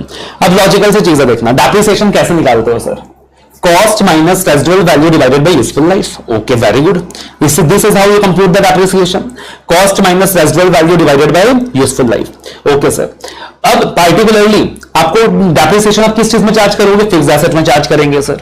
और फिक्स्ड एसेट की जानकारी आपको कहां से मिलेगी, फिक्स्ड एसेट रजिस्टर से मिलेगी सर, एकदम सही बात है। और डेप्रिसिएशन आप कहां कंप्यूट करते हो सर, AS 10 के हिसाब से कंप्यूट करते हैं। कहां कंप्यूट करते हैं, AS 10 के हिसाब से कंप्यूट करते हैं। तो अगर इतनी बातें समझ में है तो बहुत ईजी है। अब एमोर्टाइजेशन की बात करें तो एमोर्टाइजेशन अपन AS 26 के हिसाब से कंप्यूट करते हैं, किसके हिसाब से, AS 26 के हिसाब से। तो अगर इतनी बातें समझ में आई हुई है तो पॉइंट्स आराम से बन जाएंगे। सबसे पहले अंडरस्टैंडिंग लीजिए एंटिटी का अकाउंटिंग पॉलिसी का रिलेटेड टू डेप्रिसिएशन एमोर्टाइजेशन। फिर ये देख लीजिए कि जो भी डेप्रिसिएशन एमोर्टाइजेशन चार्ज किया गया है वो कंपनीज के जो पॉलिसी है, जो AS है, उसके हिसाब से चार्ज किया गया है कि नहीं। ये देख लीजिए कि डेप्रिसिएशन का जो कैलकुलेशन हुआ है रेजिडुअल वैल्यू माइनस करने के बाद हुआ है कि नहीं। ये देख लीजिए कि जो भी डेप्रिसिएशन एमोर्टाइजेशन चार्जेस है वैलिड है कि नहीं है। ये देख लीजिए कि जो भी चार्जेस डेप्रिसिएशन एमोर्टाइजेशन चार्जेस है सही तरीके से कैलकुलेट किया गया है कि नहीं। और फाइनली देख लीजिए मेथड सही यूज भी है कि नहीं, whether the right method is used. अब ये देखिएगा क्वेश्चन में पूछा क्या था, ध्यान से देखिएगा क्वेश्चन में पूछा क्या था। क्वेश्चन में पूछा था auditor needs to consider the following attributes while verifying depreciation and amortisation expenses. यानी क्वेश्चन में जनरल एट्रीब्यूट्स की बातें कर रहा है, एजर्शंस की बातें नहीं कर रहा है। अगर आपसे एजर्शंस कंफर्म करने को बोला जाए फॉर डेप्रिसिएशन एमोर्टाइजेशन आंसर अलग होगा, बट आपको जनरल एट्रीब्यूट्स अगर कंसीडर करने को बोला जाए, जनरल एट्रीब्यूट्स की बातें करने को बोला जाए तो ये आंसर रहेगा। तो जनरल एट्रीब्यूट्स में क्या रहेगा, सारी जनरल बातें कि अपन क्या करेंगे, अंडरस्टैंडिंग लेंगे अकाउंटिंग पॉलिसीज की रिलेटेड टू डेप्रिसिएशन एमोर्टाइजेशन। अपन देखेंगे कि कंपनी ने जो पॉलिसी फॉलो किया है डेप्रिसिएशन के लिए, एमोर्टाइजेशन के लिए, वो कंपनीज एक्ट के हिसाब से है कि नहीं है, AS के हिसाब से है कि नहीं है, रेजिडुअल वैल्यू को एडजस्ट किया गया है कि नहीं, डेप्रिसिएशन एमोर्टाइजेशन चार्जेस वैलिड है कि नहीं है, जो भी डेप्रिसिएशन एमोर्टाइजेशन चार्जेस है सही से कैलकुलेट किया गया है कि नहीं, और जो भी मोस्ट एप्रोप्रिएट मेथड है डेप्रिसिएशन का यूज किया गया है कि नहीं, और जितने भी डेप्रिशिएबल पार्ट्स हैं उन सबका डेप्रिसिएशन चार्ज किया गया है कि नहीं। फॉर एग्जांपल मान लीजिए मोबाइल फोन है, तो मोबाइल फोन है तो सर क्या होगा, इसमें कैमरा का अलग डेप्रिसिएशन चार्ज होगा, फिर उसके अलावा जो स्क्रीन है उसका अलग डेप्रिसिएशन चार्ज होगा, तो अलग अलग कंपोनेंट्स का अलग अलग डेप्रिसिएशन चार्ज होगा। तो आप ये देख लेना कि पार्टिकुलरली जितने भी पार्ट्स हैं पीपीई के उन सबका सही डेप्रिसिएशन चार्ज हो रहा है कि नहीं हो रहा, ठीक है। उसके बाद क्या क्या ऑडिट प्रोसीजर्स आप परफॉर्म करोगे to verify the given assertions. Given assertion मतलब वही यार, understatement, overstatement, measurement, वो सारा। तो अब क्या करोगे सर, अंडरस्टैंडिंग ले लोगे, अंडरस्टैंडिंग ले लोगे एंटिटी के प्रोसेस का ऑफ चार्जिंग डेप्रिसिएशन अमोर्टाइजेशन। अब रेलिवेंट डॉक्यूमेंट क्या होगा, फिक्स्ड एसेट रजिस्टर, तो फिक्स्ड एसेट रजिस्टर चेक कर लोगे। फिक्स्ड एसेट रजिस्टर से पता चल जाएगा कि सर कितने एसेट्स परचेज किए गए हैं, कितने एसेट्स बेचे गए हैं, तो वो सारा पता चल जाएगा आराम से। तो जो भी एसेट्स ऐड हुए साल भर में देख लेना ऑथराइज्ड है कि नहीं है, जो भी एसेट्स बेचे गए हैं उसमें भी देख लेना ऑथराइज्ड है कि नहीं है, फिर देख लेना डेप्रिसिएशन वगैरह सही रेट में चार्ज किया है कि नहीं, फिर देख लेना important point, depreciation, whether the depreciation is charged on the assets from the date when it is ready to use। Sir companies act के हिसाब से depreciation कौन से दिन से चार्ज होती है, जब depreciation ready to use, जब asset put ready to use होता है, ठीक है। इनकम टैक्स एक्ट के हिसाब से depreciation चार्ज होती है उस दिन से जब एसेट पुट टू यूज होता है। बट अपन यहाँ पे क्या देख रहे हैं, कंपनीज एक्ट देख रहे हैं, बिकॉज अपन ऑडिट कर रहे हैं कंपनीज का। तो इंश्योर कर लेना कि depreciation is charged on the assets from when it is ready to use। फिर एनालिटिकल प्रोसीजर्स परफॉर्म कर लीजिएगा, रिजनेबलनेस टेस्ट कर लीजिएगा। फिर वापस से वो बचकाने वाले पॉइंट इंश्योर कीजिएगा कि जो भी डेप्रिसिएशन अमोर्टाइजेशन है यूजफुल लाइफ के हिसाब से चार्ज हुआ है कि नहीं हुआ। ये देख लीजिएगा कि जो भी रेजिडुअल वैल्यूज है वो प्रॉपर है कि नहीं है। ये देख लीजिएगा कि जो भी यूजफुल लाइफ कंसिडर किया गया यूजफुल लाइफ सही है कि नहीं है, ठीक है ना। तो पार्टिकुलरली अगर यूजफुल लाइफ में चेंजेस आया है, अगर यूजफुल लाइफ में चेंजेस आया है तो अकॉर्डिंगली डेप्रिसिएशन और एमोर्टाइजेशन को अगर रिकंप्यूट किया गया है, तो अगर यूजफुल लाइफ में चेंजेस आया है उसकी वजह से डेप्रिसिएशन एमोर्टाइजेशन को रिकंप्यूट किया गया है, तो whether that change is prospective, वो चेंज प्रोस्पेक्टिव बेसिस में है ना, वो चेंज प्रोस्पेक्टिव बेसिस में है ना। और फिर एक लास्ट टॉपिक आता है अपना अदर एक्सपेंसेस, मतलब जो छोटे मोटे खर्चे हैं ना, जैसे पावर फ्यूल हो गया, रिपेयर टू बिल्डिंग हो गया, प्लान मशीनरी हो गया, इंश्योरेंस हो गया, ट्रैवल हो गया, प्रोफेशनल फीस हो गया, मिसलेनियस एक्सपेंडिचर हो गया, सबको क्लब करके एक हेड में डाल दिया। अब एक क्वेश्चन आता है यहाँ पे वापस से एट्रीब्यूट्स का क्वेश्चन आता है कि इन अदर एक्सपेंसेस में कौन सा एट्रीब्यूट्स आप देखने वाले हो। तो भाई एकदम सिंपल है, एकदम बेसिक बात है। सबसे पहले आप देख लोगे कि जो भी एक्सपेंडिचर है उसको रेवेन्यू एक्सपेंडिचर की तरह ही क्लासिफाई किया गया है ना सर, कैपिटल एक्सपेंडिचर की तरह क्लासिफाई नहीं किया गया है ना। दूसरा देख लीजिएगा सपोर्टिंग डॉक्यूमेंट्स हैं कि नहीं है। तीसरा देख लीजिएगा कि एक्सपेंडिचर्स ऑथराइज्ड हैं कि नहीं है। चौथा देख लीजिएगा कि जो एक्सपेंडिचर्स का क्लासिफिकेशन है वो सही ढंग से हुआ है कि नहीं। और पांचवा देख लीजिएगा कि एक्सपेंडिचर बिजनेस के पर्पस के लिए ही इंकर हो रहा है ना, एक्सपेंडिचर बिजनेस के पर्पस के लिए ही इंकर हो रहा है ना। तो पांच बातें देखनी है अपने को सर अदर एक्सपेंसेस के अंदर। सबसे पहले एक्सपेंडिचर को हमने सही तरीके से रेवेन्यू एक्सपेंडिचर की तरह ही क्वालिफाई किया है ना। दूसरा सपोर्टिंग डॉक्यूमेंट्स है ना। तीसरा क्लासिफिकेशन सही तरीके से हुआ है ना। चौथा ऑथराइजेशन था ना, और बिजनेस के पर्पस के लिए यूज हुआ है ना। अब कौन कौन सा एग्जर्शंस अपने को चेक करने हैं सर, वापस से इंकरेंस, अंडर स्टेटमेंट तो नहीं है, ओवर स्टेटमेंट तो नहीं है, मेजरमेंट डिस्क्लोजर। तो particularly rent expenses, rent expenses में क्या चेक करोगे सर, आप सोचो रेंट एक्सपेंसेस में रेलिवेंट डॉक्यूमेंट कौन सा होगा, रेंट एग्रीमेंट। तो आप क्या करिए, मंथ वाइज एक्सपेंस शेड्यूल ले लीजिए मैनेजमेंट से कि मंथ वाइज लिस्ट मिल जाए अपने को कि क्या रेंट बनता है, रेंट एग्रीमेंट से मैच कर लीजिए। और ये देख लीजिए पूरा 12 महीने का रेंट रिकॉर्ड किया गया है कि नहीं। अब रेंट एग्रीमेंट में दो चीजें देखनी है। सबसे पहले रेंट एग्रीमेंट में अपना जो मेन फोकस होना चाहिए ना, वो एस्केलेशन क्लॉज में होना चाहिए। रेंट एग्रीमेंट में जो मेन फोकस होना चाहिए सर, एस्केलेशन क्लॉज में होना चाहिए। मतलब वो क्लॉज जिसमें रेंट के इंक्रीमेंट की बात की गई है। तो अपना रेंट एग्रीमेंट में मेन फोकस एस्केलेशन क्लॉज में होना चाहिए, यानी वो क्लॉज जहां पे रेंट इंक्रीमेंट की बात की गई है। तो अपने को वो चीज चेक करना है, ठीक है ना, कि पार्टिकुलरली एस्केलेशन क्लॉज कैसा है, एस्केलेशन क्लॉज में क्या लिखा है, और वहां पे जो रेंट है क्या वो स्ट्रेट लाइन मेथड में रिकॉर्ड हो रहा है। और चौथी चीज आप देख लीजिए कि जो भी रेंट एग्रीमेंट है वो एंटिटी के नाम पे है कि नहीं। तो एकदम सिंपल सिंपल चीजें हैं भाई। फिर पावर एंड फ्यूल एक्सपेंस में सोचो रेलिवेंट डॉक्यूमेंट क्या रहेगा सर, पावर बिल्स। तो मंथ वाइज शेड्यूल ले लीजिए, पावर बिल्स ले लीजिए, वापस देख लीजिए 12 महीने का एक्सपेंडिचर रिकॉर्डेड है कि नहीं है। और साथ ही साथ क्या करो सर, एनालिटिकल प्रोसीजर्स परफॉर्म कर लो। अब यहाँ पे कोई एग्रीमेंट तो है नहीं, तो यहाँ पे आप क्या करो सर, एनालिटिकल प्रोसीजर्स परफॉर्म कर लो। कैसे परफॉर्म करोगे सर एनालिटिकल प्रोसीजर्स, आप मंथ वाइज समरी निकाल लो ना कि कितने यूनिट्स कंज्यूम हुए हैं, पर यूनिट की क्या रेट है। तो आपको पता चल जाएगा कितने यूनिट्स कंज्यूम हुए हैं, पर यूनिट की क्या रेट है। तो मल्टीप्लाई करके निकाल सकते हो, देख सकते हो सही है कि नहीं। फिनिश गुड के साथ कोरिलेट कर लीजिए कि जितने यूनिट्स कंज्यूम हुए हैं उसके प्रपोर्शन में उतने गुड्स प्रोड्यूस हो रहे हैं कि नहीं। तो आप चेक कर सकते हो, रीजनेबलनेस टेस्ट कर सकते हो, एनालिटिकल प्रोसीजर्स परफॉर्म कर सकते हो। इंश्योरेंस एक्सपेंसेस कैसे चेक करोगे सर, एकदम सिंपल है। समरी ले लीजिए इंश्योरेंस पॉलिसीज की, क्योंकि यहां पर रेलेवेंट डॉक्यूमेंट क्या रहेगा, insurance policies along with the validity period. और ये चेक कर लीजिए कि एक्सपेंडिचर का क्लासिफिकेशन सही तरीके से हुआ था कि नहीं हुआ था। फिर लीगल प्रोफेशनल फीस, अब सोचो भाई लीगल प्रोफेशनल फीस में क्या चेक करोगे सर, यहां पे क्या मैटर करेगा सर, जो मंथ वाइज कंसल्टेंट्स को खर्चे पे किए गए हैं, जो कंसल्टेंसी फीस पे की गई है, आप उसकी लिस्ट ले लीजिए। फिर अगर किसी लॉ फर्म को परमानेंट बेसिस में हायर किया है और कंपनी मंथली सैलरी दे दी है, तो उसको बोलते हैं कंपनी रिटेनरशिप एग्रीमेंट एंटर कर रही है। तो अगर किसी लॉ फर्म को परमानेंट बेसिस में हायर किया है, कंपनी एक मंथली सैलरी दे रही है, फिक्स सैलरी दे रही है, तो उसको बोला जाता है रिटेनरशिप एग्रीमेंट एंटर किया है। तो मंथली रिटेनरशिप एग्रीमेंट चेक कर लीजिए। क्या चेक कर लीजिए sir? Monthly retainership agreement check कर लीजिए। तो लीगल प्रोफेशनल फीस चेक करने के लिए क्या करोगे? ऑब्टेन करोगे month wise and consultant wise summary. Monthly retainership agreement check करने के लिए चेक कर लोगे whether the expenditure is recorded for all the 12 months. और पार्टिकुलरली देख लेना कि भाई लीगल एक्सपेंसेस को चेक करते वक्त देख लेना कहीं कोई डिस्प्यूट तो नहीं है, कुछ नहीं है, प्रॉपर तरीके से प्रोविजन बनाया कि नहीं बनाया। एंड इफ यू रिमेंबर ऐसे 501 जो कि अपना इन्वेंट्री लिटिगेशन का स्टैंडर्ड था, audit evidence specific consideration specific items.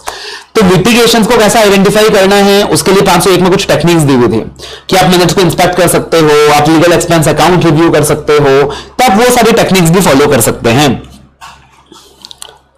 अगला आइटम है travel repair and maintenance printing stationery. तो यार मंथली बेसिस के फिर से एक्सपेंडिचर की लिस्ट ले लीजिए, कंपैरिजन करके देख लीजिए, एनालिटिकल प्रोसीजर्स परफॉर्म कर लीजिए। वही बेसिक पॉइंट्स हैं, कुछ नया नहीं है। वही बेसिक पॉइंट्स है सर, कुछ नया नहीं है। तो ये अपने सारे मेजर आइटम्स का अपन ने क्या कर लिया सर? रिविजन कर लिया। अब देखना डिस्क्लोजर वाला जो एरिया है, तो डिस्क्लोजर वाले एरिया में ना आपको मैं इंपॉर्टेंट एरियाज मार्क करा देता हूं कि आपको कौन से एरियाज में ज्यादा फोकस करके चलना है। सबसे पहले आ जाओ भाई डिस्क्लोजर रिक्वायरमेंट ऑफ इक्विटी में। तो जो पार्टिकुलरली अपना शेयर कैपिटल का एरिया है उसकी जो डिस्क्लोजर रिक्वायरमेंट्स दी हुई हैं, डिस्क्लोजर रिक्वायरमेंट्स फॉर इक्विटी, इसके अंदर जो पॉइंट नंबर जी दिख रहा है ना, आपको इंपॉर्टेंट मार्क कर लीजिए, एमसीक्यू में आ सकता है। दैट इज कंपनी को क्या करना है सर? डिस्क्लोजर देना है बैलेंस शीट में। Shares in the company held by each share holder holding more than 5% share specifying the number of shares held. तो अगर कोई भी शेयर होल्डर कंपनी में 5% से ज्यादा का शेयर होल्ड करता है उसका डिस्क्लोजर अलग से देना है। उसके बाद पॉइंट नंबर आई अच्छे से मार्क कर लीजिए। For the period of 5 years immediately preceding the date on the balance sheet is prepared. तो यहां पे रिपोर्ट करना है कि पिछले 5 साल में कितने शेयर कंपनी ने नॉन कैश इश्यू किए, कितने शेयर कंपनी ने by way of bonus share issue किए और कितना शेयर कंपनी ने बाय बैक करा। और उसके बाद मार्क कर लीजिए important point number M, that is disclosure of promoter shareholding, कि प्रमोटर का कितना शेयर होल्डिंग है उसको टेबुलर फॉर्म में कंपनी को डिस्क्लोज करना होता है।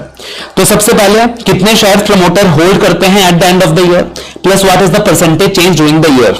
इसके अंदर प्रमोटर का नाम, number of share, percentage of total share, तीनों बातें प्रॉपर तरीके से डिस्क्लोज करनी होती हैं। और उसके बाद से to be disclose as additional regulatory information, to be disclose as additional regulatory information, इस एरिया को भी रेफर कर लीजिएगा, इंपॉर्टेंट है। That is to be disclose as additional regulatory information. तो यहां पे क्या है भाई, to be disclose as additional regulatory information के अंदर कि मान लीजिए लेटर से कंपनी ने क्या किया, कंपनी ने कहीं से फंड्स बोरो किए हैं, और कंपनी ने क्या किया, पार्टिकुलरली जो भी बोरोड फंड्स है या मे भी कंपनी के खुद के ओन फंड्स हैं, या तो मेनली कंपनी के क्या है, खुद के ओन फंड्स हैं, या तो कंपनी ने कहीं से बोरो किया या मे भी कंपनी के खुद के ओन फंड्स हैं। अब कंपनी ने क्या किया देखना, कंपनी ने लाडा से इन्वेस्टमेंट की है या लोन दी है टू द कंपनी एबीसी, और आगे एबीसी ने इन्वेस्टमेंट किया या लोन दिया टू द कंपनी डीईएफ। तो कंपनी जो है, जिस कंपनी का आप ऑडिट कर रहे हो, उस पार्टिकुलर कंपनी ने क्या किया सर, इन्वेस्टमेंट करी है या लोन दी है टू द कंपनी एबीसी, और आगे एबीसी ने इन्वेस्टमेंट करी है या लोन दिया टू द कंपनी डीईएफ। मगर मजे की बात क्या पता है, जब कंपनी ने एबीसी को लोन दिया था ना, तभी एक अंडरस्टैंडिंग एंटर कर ली थी कि एबीसी अल्टीमेटली डीईएफ को लोन देगा। तो जब कंपनी ने एबीसी को लोन दिया था तभी एक अंडरस्टैंडिंग एंटर हो गई थी कि वो डीईएफ को लोन देगा, या जब कंपनी ने एबीसी में इन्वेस्टमेंट करा था सर तभी एक अंडरस्टैंडिंग एंटर हो गई थी कि एबीसी डीईएफ में इन्वेस्टमेंट करेगा। So in that particular situation company को वो बात डिस्क्लोज करनी होगी, कि ये जो पैसा मैं एबीसी को दे रहा हूं इसमें अल्टीमेट बेनिफिशियरी डीईएफ है। तो पार्टिकुलरली कंपनी को क्या करना पड़ेगा, उस बारे में डिस्क्लोजर देना पड़ेगा कि हम डायरेक्टली इनडायरेक्टली किसी और कंपनी में पैसा लगा रहे हैं, हम एबीसी को नहीं बल्कि डीईएफ को पैसा इनडायरेक्टली दे रहे हैं, अल्टीमेट बेनिफिशियरी डीईएफ है। तो उस चीज के बारे में क्या करना पड़ेगा सर, डिस्क्लोजर देना पड़ेगा। और हर चीज डिस्क्लोज करनी होगी कि कितना पैसा अपन ने इंटरमीडियरी को दिया, कब दिया, फिर इंटरमीडियरी कितना पैसा आगे एडवांस करेगी, आगे एडवांस करेगी, ये सारी चीजों को डिस्क्लोजर देना पड़ेगा।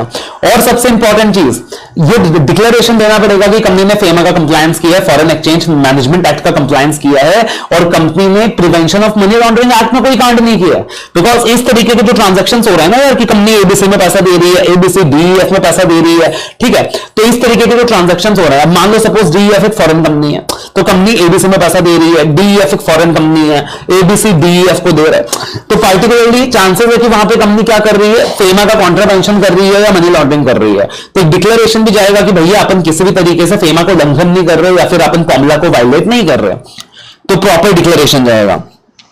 सिमिलरली अगर कंपनी किसी से फंड रिसीव कर रही है, कंपनी किसी से फंड रिसीव कर रही है, और मान लीजिए कंपनी पैसा रिसीव कर रही है एबीसी से, कंपनी पैसा रिसीव कर रही है एबीसी से, ठीक है ना, लेकिन क्या पता चला यहां पे कि पार्टिकुलरली कंपनी ने क्या किया है, फंड रिसीव किया है एबीसी से, बट एबीसी को फंड मिला था कहीं और से, एबीसी को फंड मिला था कहीं और से, ठीक है, या फिर कंपनी फंड रिसीव कर रही है और कंपनी वो फंड रिसीव करके कहीं और देने वाली है, कंपनी कहीं फंड रिसीव करके कहीं और लोन देने वाली है, किसी और पे इन्वेस्टमेंट करने वाली है, तो उस वक्त भी कंपनी को डिस्क्लोजर देना रहेगा कि भैया we are acting just like intermediary, we are acting just like intermediary और बेनिफिशियरी, तो कोई और है, तो कंपनी को डिस्क्लोजर देना पड़ेगा कि कंपनी तो सिर्फ इंटरमीडियरी की तरह काम कर रही है, अल्टीमेट बेनिफिशियरी तो कोई और है, फंडिंग पार्टी कौन है, इंटरमीडियरी का रोल अपन निभा रहे हैं और अल्टीमेट बेनिफिशियरी कोई और है, और वापस से डिक्लेरेशन देना पड़ेगा कि हमने फेमा कंप्लाई किया है, हमने फॉर्मूला वायलेट नहीं किया। उसके बाद रिजर्व्स एंड सरप्लस के अंदर जो बेसिक डिस्क्लोजर रिक्वायरमेंट्स है, सर एक बार रेफर कर लीजिएगा, कभी कभी क्वेश्चन आ जाता है कि कंपनी को क्या करना रहता है, रिजर्व्स एंड सरप्लस को क्लासिफाई करना रहता है into the following heads, capital reserve, CRR, then securities premium reserve, हट गया वो, debenture redemption reserve, retained earnings, revaluation surplus, ESOP, तो एक बार खाली गो थ्रू कर लेना, ज्यादा काम का नहीं है। उसके बाद अगर बात करें तो बोरोइंग्स के अंदर भी जो additional to be disclosure additional regulatory information आपको दिख रहा है सर, ये इंपॉर्टेंट है कि to be disclosure additional regulatory information में कंपनी को क्या क्या डिस्क्लोज करना है। आपको याद है कारो में अपन ने एक पॉइंट देखा था, कारो के अंदर इफ यू रिमेंबर अपन ने एक पॉइंट देखा था क्लॉज टू इन्वेंट्री में कि अगर कंपनी को वर्किंग कैपिटल लिमिट 5 करोड़ से ज्यादा का सैंक्शन कर दिया गया है, so in that particular situation auditor report करेगा कंपनी क्वार्टरली बेसिस में रिटर्न सबमिट कर रही है कि नहीं, बुक्स ऑफ अकाउंट से मैच कर रहा है कि नहीं। तो बिल्कुल वही पॉइंट है, बिल्कुल यही पॉइंट है कि अगर कंपनी ने बोरोइंग्स लिए बैंक फाइनेंशियल इंस्टीट्यूशन से on the basis of the security of current assets, तो कंपनी को तब कंपनी को डिस्क्लोजर देना पड़ेगा कि कंपनी क्या क्वार्टरली रिटर्न सबमिट कर रहा है, क्या कंपनी क्या क्वार्टरली रिटर्न सबमिट कर रहा है कि अपने करंट एसेट्स का और बुक्स ऑफ अकाउंट से वो चीज मैच कर रही है कि नहीं कर रही है। उसके अलावा अगला एडिशनल डिस्क्लोजर देना पड़ेगा, आपको याद है क्लॉज 9 ऑफ कारो कि कंपनी ने अगर कहीं से बोरोइंग की है, so in that particular situation हो सकता है कि कंपनी को विलफुल डिफॉल्टर का टैग दिया जाए बाय बैंक फाइनेंशियल इंस्टीट्यूशन कि कंपनी ने जानबूझ के डिफॉल्ट किया है। तो वही चीज यहां पे रिपोर्ट करनी है कि अगर कंपनी को विलफुल डिफॉल्टर का टैग दिया गया है by any bank financial institution, तो विलफुल डिफॉल्टर का टैग कब दिया गया, डेट ऑफ डिक्लेरेशन क्या था और डिटेल्स ऑफ डिफॉल्ट क्या है। और अगली चीज कि पार्टिकुलरली जो मैंने आपको रजिस्ट्रार ऑफ चार्जेस का कॉन्सेप्ट बताया था कि कंपनी अगर कभी भी कोई चार्ज क्रिएट करती है अपने एसेट के अगेंस्ट तो आरओसी के पास रजिस्टर करना पड़ता है, तो अगर आरओसी के पास कंपनी ने कोई एसेट रजिस्टर किया है तो उसकी जानकारी देनी होती है। उसके बाद जो अगला एरिया है ट्रेड रिसीवेबल, इसमें देखिएगा एक एजिंग शेड्यूल का आपको फॉर्मेट दिखेगा, जो एजिंग शेड्यूल की अपन ने बात की थी ना, एजिंग शेड्यूल का फॉर्मेट दिखेगा। तो एजिंग शेड्यूल का फॉर्मेट एक बार खाली क्या कर लेना सर, रेफर कर लेना है कि एजिंग शेड्यूल को किस तरीके से क्लासिफाई किया गया है, कि एजिंग शेड्यूल को आप टोटल 4 हिस्सों में क्लासिफाई कर सकते हो कि पार्टिकुलरली ट्रेड रिसीवेबल्स मतलब क्या होता है, जिनसे अपने को पैसे मिलने हैं, तो जिनसे पैसे मिलने हैं उसमें कितने अनडिस्प्यूटेड लोग हैं और अच्छे लोग हैं, अच्छे भले लोग हैं, पैसे दे रहे हैं, कोई डिस्प्यूट नहीं है। दूसरा अनडिस्प्यूटेड लोग हैं मगर डाउटफुल है, अनडिस्प्यूटेड है मगर डाउटफुल है। तीसरा डिस्प्यूटेड है मगर अभी तक तो पैसा आ रहा है। चौथा डिस्प्यूटेड है और डाउटफुल है, मतलब सबसे गड़बड़ वाली कैटेगरी। तो 4 कैटेगरीज में रिसीवेबल को बांट दिया, undisputed plus good, undisputed plus doubtful, disputed plus good और साथ ही साथ डिस्प्यूटेड प्लस डाउटफुल।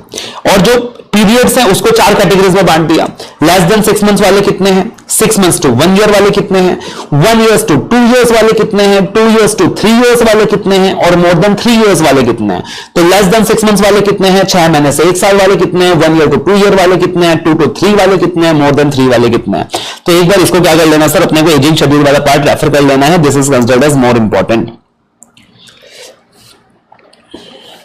उसके बाद ट्रेड रिसीवेबल्स को सब क्लासिफाई किया जाएगा, again secured considered good, unsecured considered good, doubtful.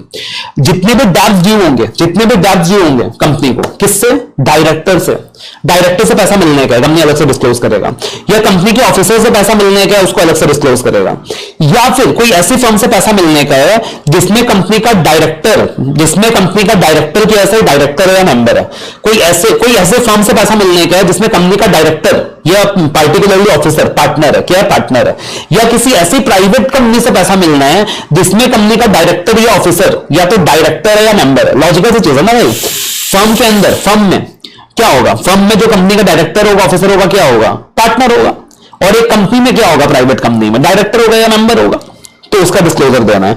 Date due by any director or other officers of the company or any of them individually, either severally or jointly, or firms or private companies respectively in which a director is a partner or a director or a member should be stated separately. उसके बाद cash and cash equivalent में जो point number 5 है disclosure का important mark कीजिएगा। एक तो कि bank deposits with more than 12 months maturity should be classified separately, और कैश एंड कैश इक्विवेलेंट का एक बार क्लासिफिकेशन भी अपने को देख लेना चाहिए कि 4 कैटेगरीज में क्लासिफाई हो सकती है, balances with bank, cheques, drafts on hand, cash on hand and others. उसके बाद इन्वेंट्री का डिस्क्लोजर इतना इंपॉर्टेंट नहीं है एग्जाम पर्पस के लिए, खाली क्लासिफिकेशन देख लीजिएगा कि इन्वेंट्री का क्लासिफिकेशन सही तरीके से हुआ है या नहीं हुआ है। फिर उसके बाद प्रॉपर्टी प्लांट एंड इक्विपमेंट के अंदर भी सर एजिंग शेड्यूल देखिएगा अच्छे से, एजिंग शेड्यूल इंपॉर्टेंट है।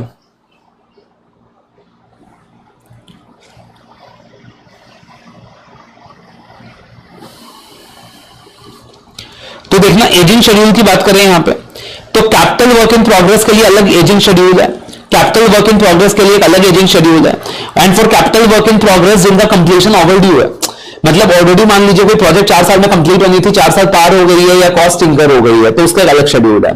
तो सबसे पहले sir capital work in progress के लिए एक अलग एजिंग शेड्यूल है कि अभी पार्टिकुलरली प्रोग्रेस जो प्रोजेक्ट है वो प्रोग्रेस में है, तो इसको आपने 2 हिस्सों में डिवाइड कर दिया, project in progress and project temporary suspended. Work in progress इसको पीरियड वाइज डिवाइड कर दिया, less than 1 year, 1 year to 2 year, 2 year to 3 year, more than 3 years. साहब अगर ऑलरेडी जो टाइम है ओवर हो चुका है, कंप्लीट हो चुका है, 4 साल का प्रोजेक्ट है, कंप्लीट हो गया, कॉस्ट एक्सीड हो चुकी है, तब अपन इन दैट सिचुएशन बनाएंगे कि अब कितने समय में कंप्लीट होना बाकी है, उसका शेड्यूल बनाएंगे।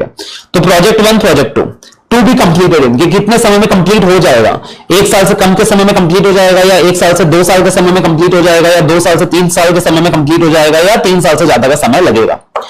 अब देखिएगा पीपी जो है आपने कर लिया, तो इनटैंजिबल एसेट में ना कॉपी पेस्ट होता है, इनटैंजिबल एसेट में कॉपी पेस्ट होता है। यहां आप शेड्यूल किस प्रकार से बनाओगे सर, तो intangible assets under development ageing schedule, कि intangible assets under development, project in progress, project suspended, वापस से less than 1 year, 1 year to 2 year, 2 year to 3 year, more than 3 years. For intangible asset under development exactly same कहानी sir, project 1, project 2 and 2 be completed in less than 1 year, 1 year to 2 year, 2 year to 3 year, more than 3 years. तो एक जगह कर लिया तो sir copy paste हो गया, कोई दिक्कत की बात ही नहीं है। फिर ट्रेड पेबल्स के केस में भी जो एजिंग शेड्यूल एक बार देख लोगे, this is different from the ageing schedule जो अपन ने बोरिंग्स में देखा था। तो पार्टिकुलरली ये जो अपन ने ट्रेड डिस्पेच में देखा था, तो ये एजिंग शेड्यूल अलग है। ट्रेड पेबल्स मतलब कंपनी को पे करने का है, तो इसको किस हिस्से में डिवाइड किया, किस तरीके से डिवाइड किया, कितना पैसा एमएसएमई को देना है, कितना बाकियों को देना है, कितना एमएसएमई को देना है, कितना बाकियों को देना है, एमएसएमई में कितने डिस्प्यूटेड है, बाकियों में कितना का डिस्प्यूट है, तो कितना पैसा एमएसएमई को देना है, कितना बाकियों को देना है, एमएसएमई में कितना का डिस्प्यूट है, बाकियों में कितना का डिस्प्यूट है। और फिर एज वाइज वही सेम चीज, less than 1 year, 1 year to 2 year, 2 year to 3 year, more than 3 years. तो ये इंपॉर्टेंट है। फिर आप देखोगे सर लोन्स एंड एडवांसेस के अंदर भी जो दिया हुआ to be disclose as additional regulatory information, इसको एक बार रेफर कर लीजिएगा, ठीक है ना, इसको एक बार रेफर कर लीजिएगा। याद है कारो के अंदर पार्टिकुलरली जो अपना क्लॉज 3 था, क्लॉज 3 में जो लास्ट पॉइंट था कि अगर कंपनी प्रमोटर्स को लोन दे रही है, रिलेटेड पार्टीज को लोन दे रही है, कोई डिमांड लोन दे रही है या टर्म स्पेसिफाई नहीं कर रही, तो उसी की जानकारी देनी होती है कंपनी को इस फॉर्मेट में कि टाइप ऑफ बोरोवर कौन है, प्रमोटर है, डायरेक्टर है, केएमपी है, रिलेटेड पार्टी है, कितना लोन दिया, कितना आउटस्टैंडिंग है, and what is the percentage to the total loan और एडवांसेस। तो उसी का डिस्क्लोजर यहां पे देना रहता है सर, कुछ अलग नहीं है जो अपन ने क्लॉज 3 में कारो में लास्ट पॉइंट देखा था। उसके बाद प्रोविजंस एंड कंटिंजेंसीज में भी आप देखोगे तो एक एडिशनल डिस्क्लोजर आएगा, डिटेल्स ऑफ बेनामी प्रॉपर्टी हेड। याद है क्लॉज 1 पीपीई का जो क्लॉज था उसमें एक आखिरी पॉइंट था कि कोई प्रोसीडिंग तो पेंडिंग नहीं है against the company for holding any बेनामी प्रॉपर्टी। उसी का डिस्क्लोजर देना है सर कि अगर प्रोसीडिंग पेंडिंग है against the company for holding any बेनामी प्रॉपर्टी तो कंपनी को डिस्क्लोज देना रहेगा वो प्रॉपर्टी कौन कौन सी है, कौन से साल में एक्वायर किया था, कितने अमाउंट का है, बेनिफिशियरी कौन है, वो सारी चीजें।